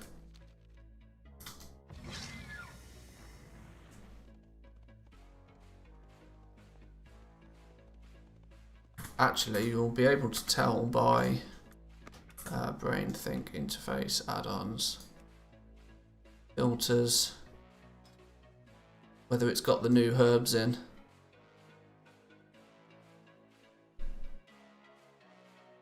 Can't see any of the new herbs. As I still am only seeing BFA herbs. So I don't think it's been updated for Shadowlands yet.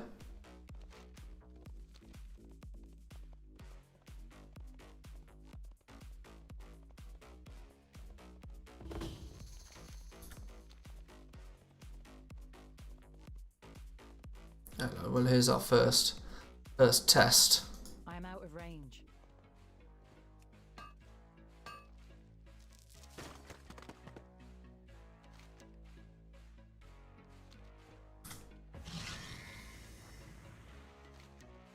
Oh, I should have turned off the other add-on maybe. Oops. I've got this track resources doing it as well. Find something else then. That's a big mean dude. What's he thrashing and smashing for?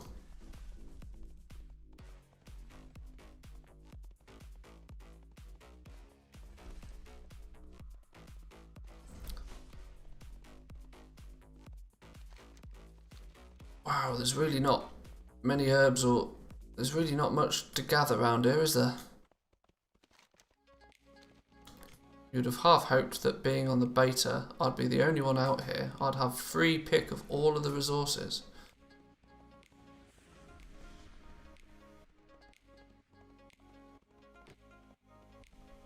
Doesn't look like I'm going to get that luxury, you know. There's literally nothing. How far have I had to run to still not find anything?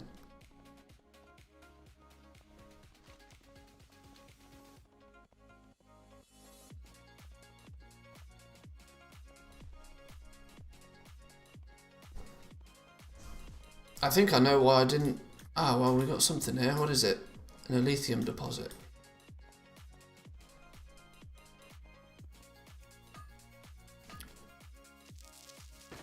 Anything on the map? Let's move out the way so we can see.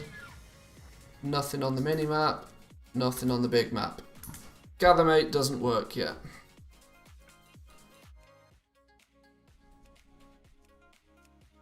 We'll continue with our track resources add-on then.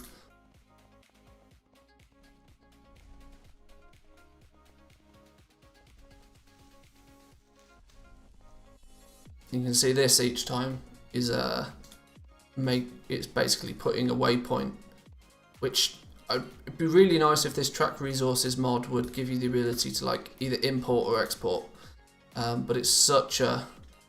I think this track resources was actually made by a Twitch streamer, and it was just a mini side project just for the beta basically because Gathermate didn't exist. So it's not a very well fleshed out add-on so far.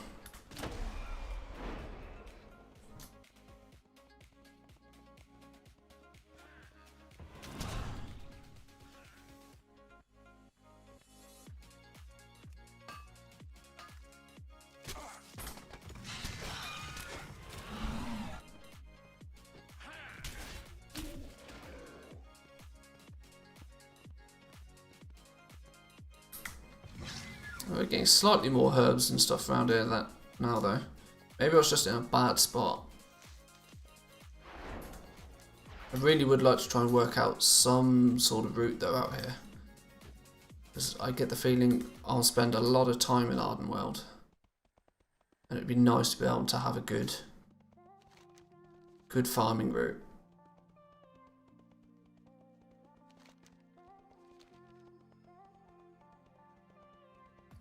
Stuck in go slow mode. Come on, game. There we go. It's weird how I don't know, like to anybody that plays Druid on the regular, do you find that if you like get stuck in combat mode and you have to switch stances a few times for your mount to work at proper speed again? Is that just a Druid thing, or is that a bug in the beta? I don't actively play Druids enough to really know, and if I am using a Druid, I'm usually flying.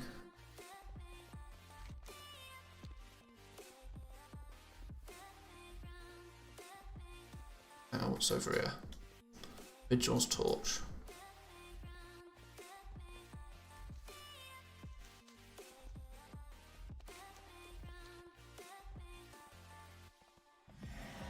Aha! That shows how little we've been out here so far, though. I hadn't even explored the whole zone. It's a beta bug, you think? Oh, okay. Oh, it's intentional, so you can't just run... You can't just zoom in combat. Oh, okay. But it's when I then leave combat, it doesn't speed me back up again. I have to change form a few times for it to like kind of work out that I'm out of combat.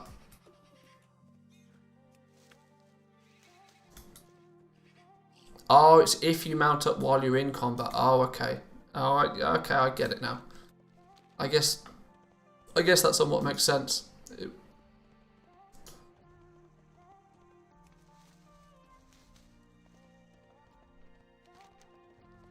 Yeah, especially I suppose from a PvP standpoint. Druids would be stupid OP in PvP if they could just literally mount up and run away. I say we give them a taste of their own medicine. I do have some sort of a feeling though that it's slightly a bug considering I get stuck in combat. Let's see if you bleed. Rich Phaedrum deposit. Size of this thing. Rich Phaedrum deposit, and it only gave us 4 Phaedrum. That's a bit of a shaft.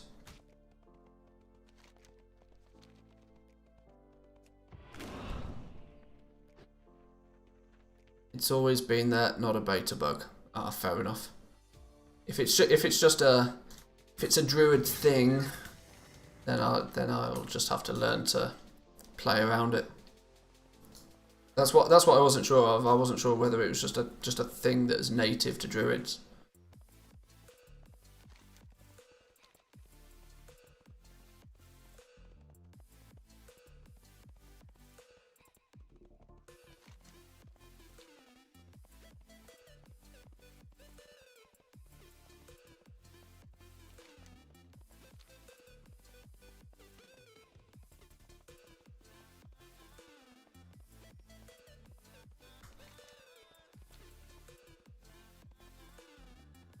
Got to appear more laced, right?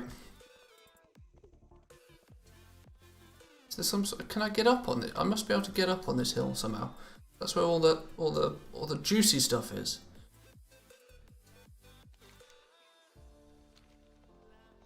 It's not as bad as what do you call it? Bastion. The fact that there's so many cliffs in Bastion drives me absolutely insane, that zone. Which is why I've kind of designed a herbing and farming route that keeps you on one level as much as possible. Because Bastion is really like multi-level zone. Which is cool from a design point of view, but Jesus, it's frustrating to gather on it. Unless, of course, you've got flying and then you just zoom about. But do you think it's necessary to have a gatherer alt druid? There is... If you are going to have an alt and you enjoy making gold, I would highly recommend a druid. I wouldn't necessarily say that it's necessary. If you are going to go and do herbalism and mining in any way, shape or form though, you're best off doing it on a druid.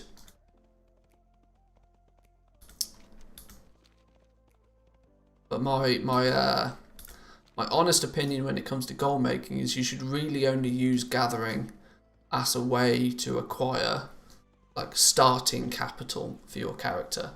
You should want to maybe only use gathering to like make 100k gold or something like that. But then once you've made a reasonable amount of gold, then you probably want to start looking at professions or flipping or crafting or something else. As long term, gathering is put it this way: you shouldn't make a career out of gathering. Gathering is your 18-year-old McDonald's work to get yourself enough money to put yourself through college to go and become a doctor. You know, that's how I see gathering. A faintly glowing seed. What was that all about then? How and what did I pick that up for? Hang on, there's loads of stuff around here. Shriveled shrub. What's this about then? You can also spec into mass routes, cast while in travel form, so you don't have to deal with dazed. Oh, I see.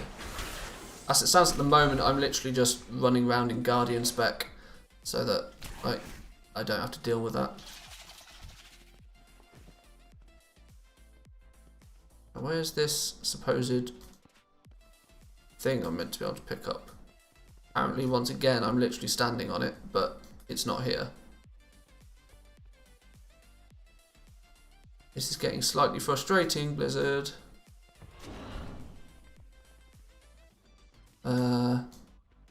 Is it genuinely not here, or am I just being dumb?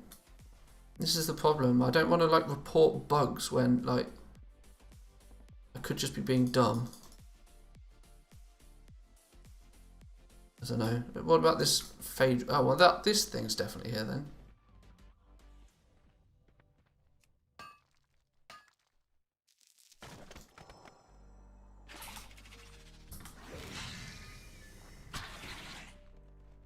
These shriveled shrubs I'm not able to pick up for some reason.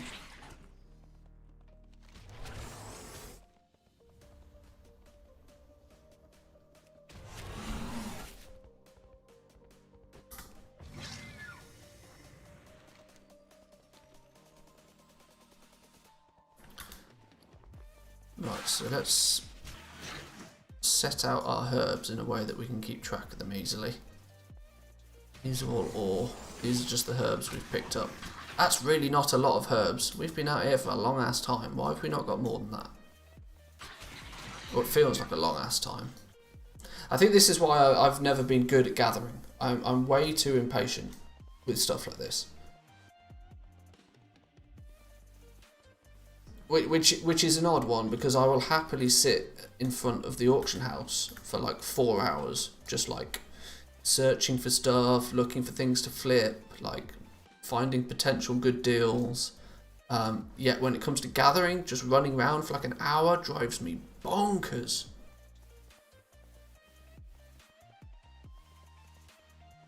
Too far away. Some people even go as far as they claim it's like therapeutic to just casually run around gathering. I don't get it. Maybe it's like ASMR. Like, you either get it or you don't. The Chief Mushroom-mancer needs help. Please do what you can to aid him and protect the stocks. Fungal destroyers. What are these about then?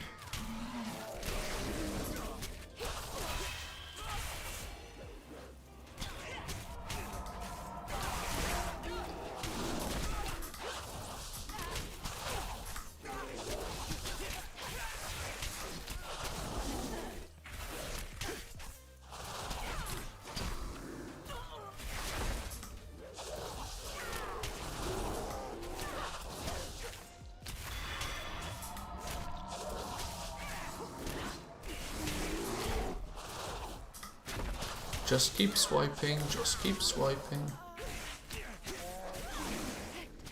The forest.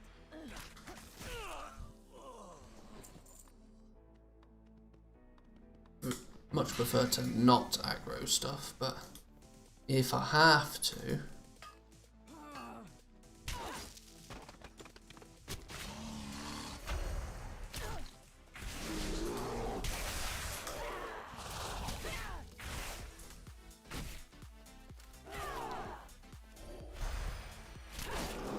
Maybe I should just level a druid. Maybe if I actually level a druid, I might like properly understand what the hell I'm doing with one.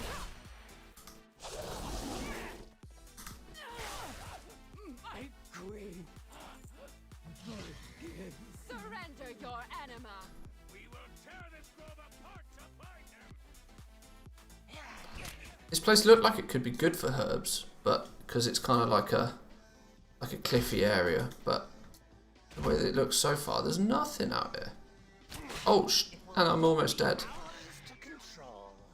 Let's get out of combat for a second. Throw up a frenzied rejuve. Throw up a quick heal. And then run away. If in doubt, run away. You cannot hide him from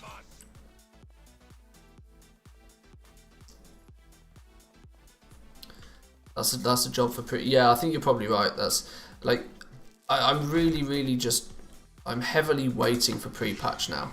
I don't really feel that I want to do much in retail at the moment. Simply because everything I want to do, like I want to level up a few new characters, I want to make sure like I'm ready and set to go for Shadowlands, but I don't feel as if I can actually do that until we're properly in pre-patch, you know?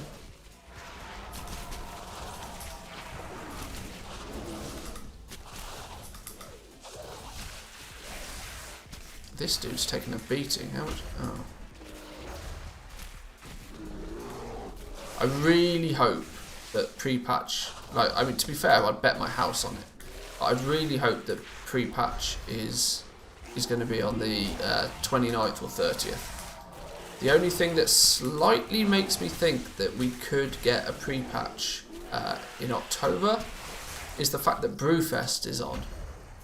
And I can't imagine they will release, especially since they've made a few changes to give you the 425 trinkets in Brewfest. It just seems a bit weird that literally halfway through Brewfest, because Brewfest goes on till the 6th, I think. It just seems a bit weird that they'll halfway through Brewfest, with 1 week of Brewfest left, give us pre-patch. It just feels a bit odd. I mean, they might do it. They might do it that way, but it, you know, it just feels a bit odd. I feel like it would make way more sense to like just wait that. I mean, I don't want to wait a week, but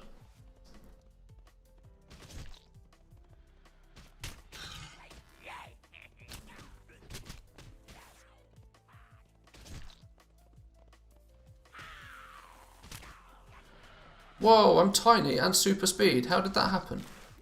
I got shrunk. Super speed. That herb. We can pick up the herb.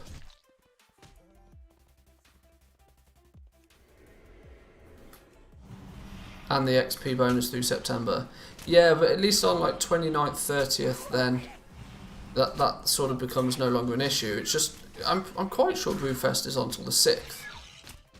It just feels a bit odd to kind of, you know, release pre-patch where you've got the level squish, which means they're then going to have to rebalance the Brewfest trinkets twice, because they rebalanced them already so that like they're 425 now, the Brewfest trinkets. That they'll then have to rebalance them twice. I don't know, it just seems odd. But who knows, that could literally be a 2-minute job for a single developer and Blizzard just don't care. I mean, it probably is. I don't know.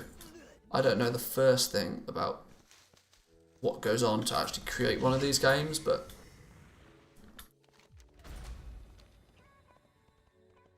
all I do know is that if you work for Blizzard right now, you're going to be putting in some long weeks.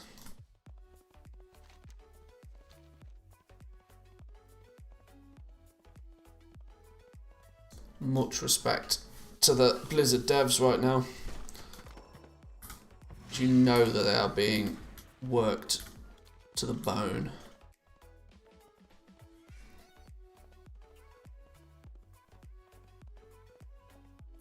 It's weird that like the landscape here, you'd expect there to be a lot of herbs, but it feels like there's a lot more things to mine than there is to herb.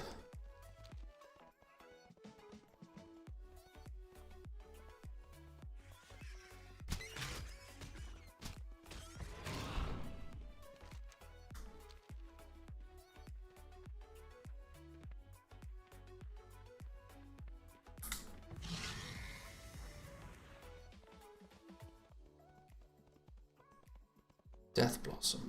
Where is it? Is this going to be another one that's stuck in a tree?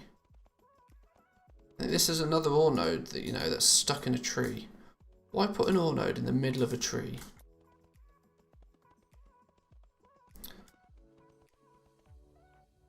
Also, last corruption vendor is in the 6th, so I think they will announce it tomorrow for the 6th. Oh, is that the end of like the corruption rotation? I just feel like 3 weeks for pre-patch. I mean, obviously, history doesn't always repeat itself, but previously they've done like 4 weeks, 5 weeks, even 6 weeks for pre-patch, leaving it like, if it's only going to be a 3-week pre-patch,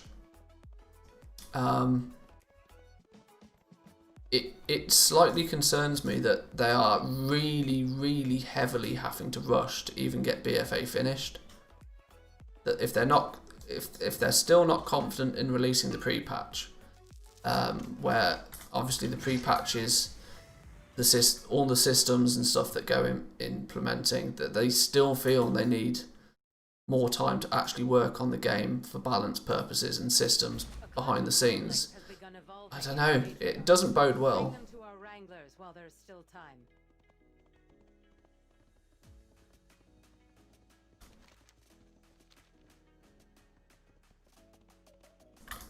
Have we got 1 million herbs yet?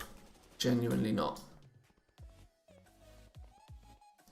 So I'm not sure exactly how long we've been back out here herbing and mining, but the fact that we are still only up to like 30 odd, 10, 20, 30, less than 40 herbs we've picked up so far since we've been back out here. Which is like two button presses of mass mill.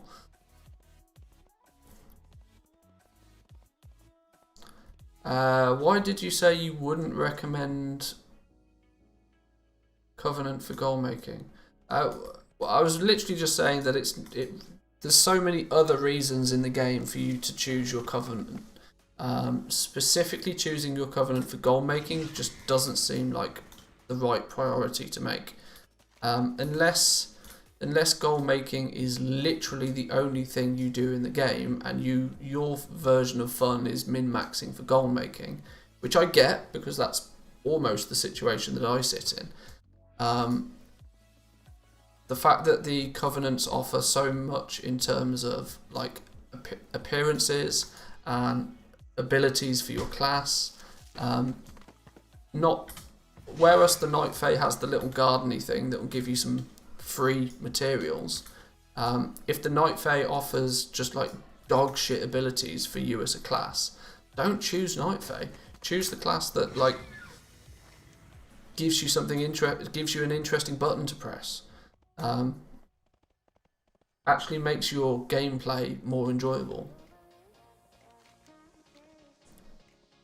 Because the hard, solid truth is, especially if any of you guys watched Preach's video from yesterday, he emphasised it very heavily, that the likelihood of the Covenants, by the time you add the Covenants, the Legendaries, the Soulbinds and the Conduits, that's 4 new systems of power for your character. There is absolutely no way they are going to be all balanced in any way, shape or form.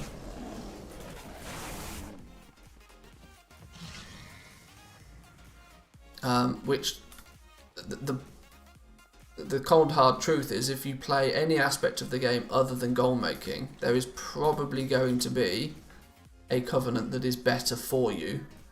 I mean, out of the 4, there will be a best Covenant for you. What that is, I don't know. I'm not the guy to ask on those sort of things. But even Preach, like, what's going on? Where did... Why am I now asleep? Why did I walk into the fog and fall asleep? Why can I not go get this? What? Okay, well I guess I'm not going to mine that piece of ore then.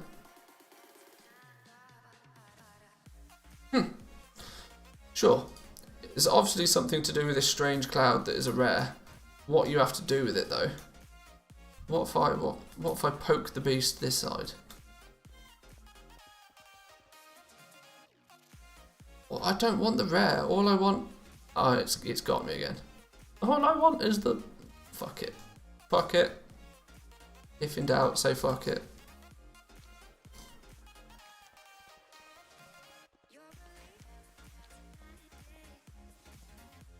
I don't know what I was saying. Oh yeah, I was talking about covenants. Yeah, simply put, unfortunately the way that it looks like is there will be a best covenant for you depending on how you play the game primarily. Arguably, if goal making is your thing, Night Phase looking pretty strong. Simply because of the garden. I've not fully tested the garden. Apparently the garden is pretty broken. But it at least looks as if the fact that you can make a little garden, it's going to give you the ability to gain some extra materials that you can either use in your professions or sell. That alone is going to be a standout reason to go Night Fae. With more testing, I will confirm in more detail.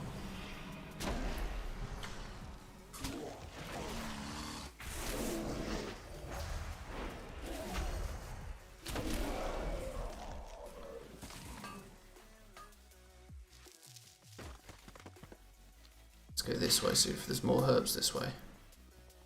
Ah, there's ore nodes all over the place. I want the herbs though. Death Blossom will do. I'll take it. Get away, Volpin. 2. Literally 2. Oh, Blizzard, please fix this.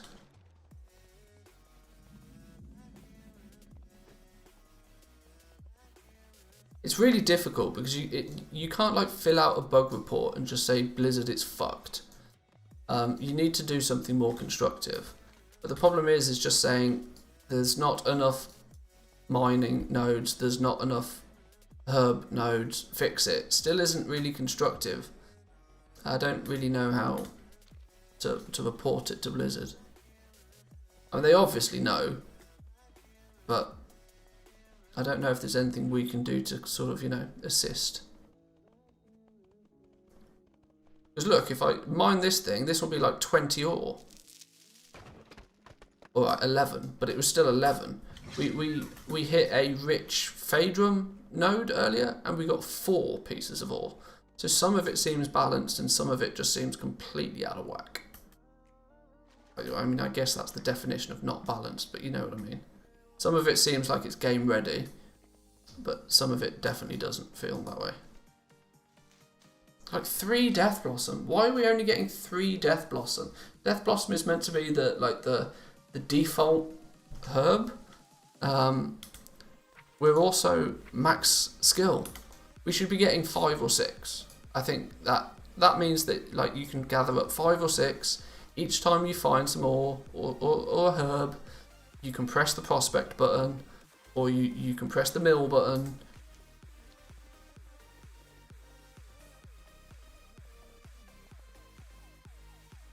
And then when it comes to like the nightshade, I really don't think you should have to find like potentially up to 3 rare herb spawns just to be able to press the prospect button once, or the milling button once.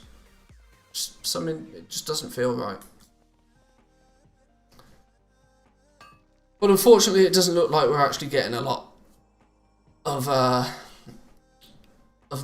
we're not getting a lot of materials. This is frustrating for me, and I know for a fact it's not good stream content. So we're going to mill up the rest of these few herbs, make a few Darkmoon cards, and then I think I'm probably going to call it for today.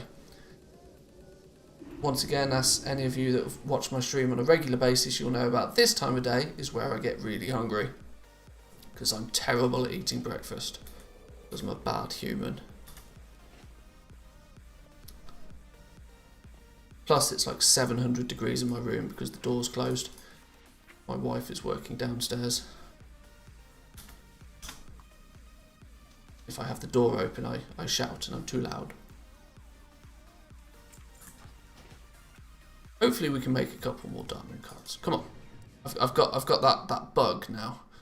That like gambler's itch.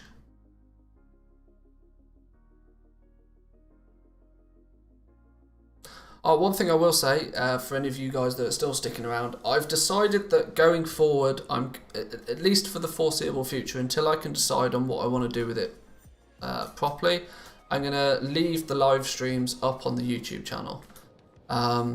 If it gets, if it starts to get a bit spammy with like VODs, I might look at creating a second channel specifically for the live stream VODs.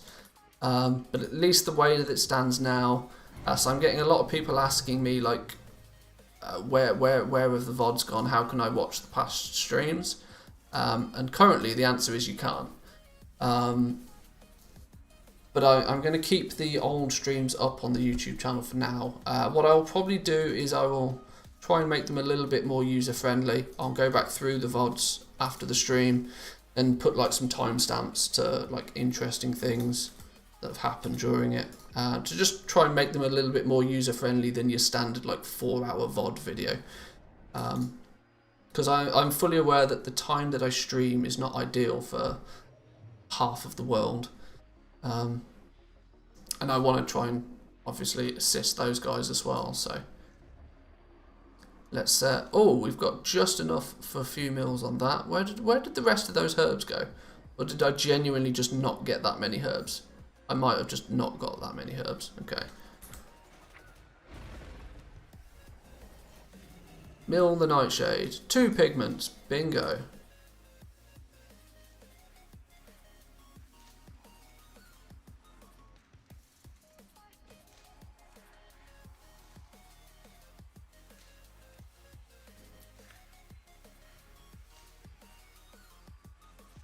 $29 Death Blossom. We're literally 1 off. I really dislike odd numbers.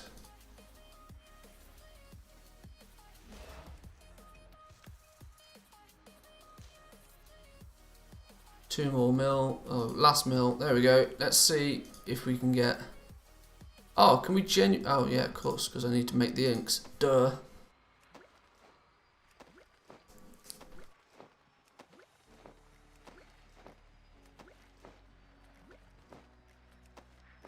We're probably only going to be able to make 1 more card.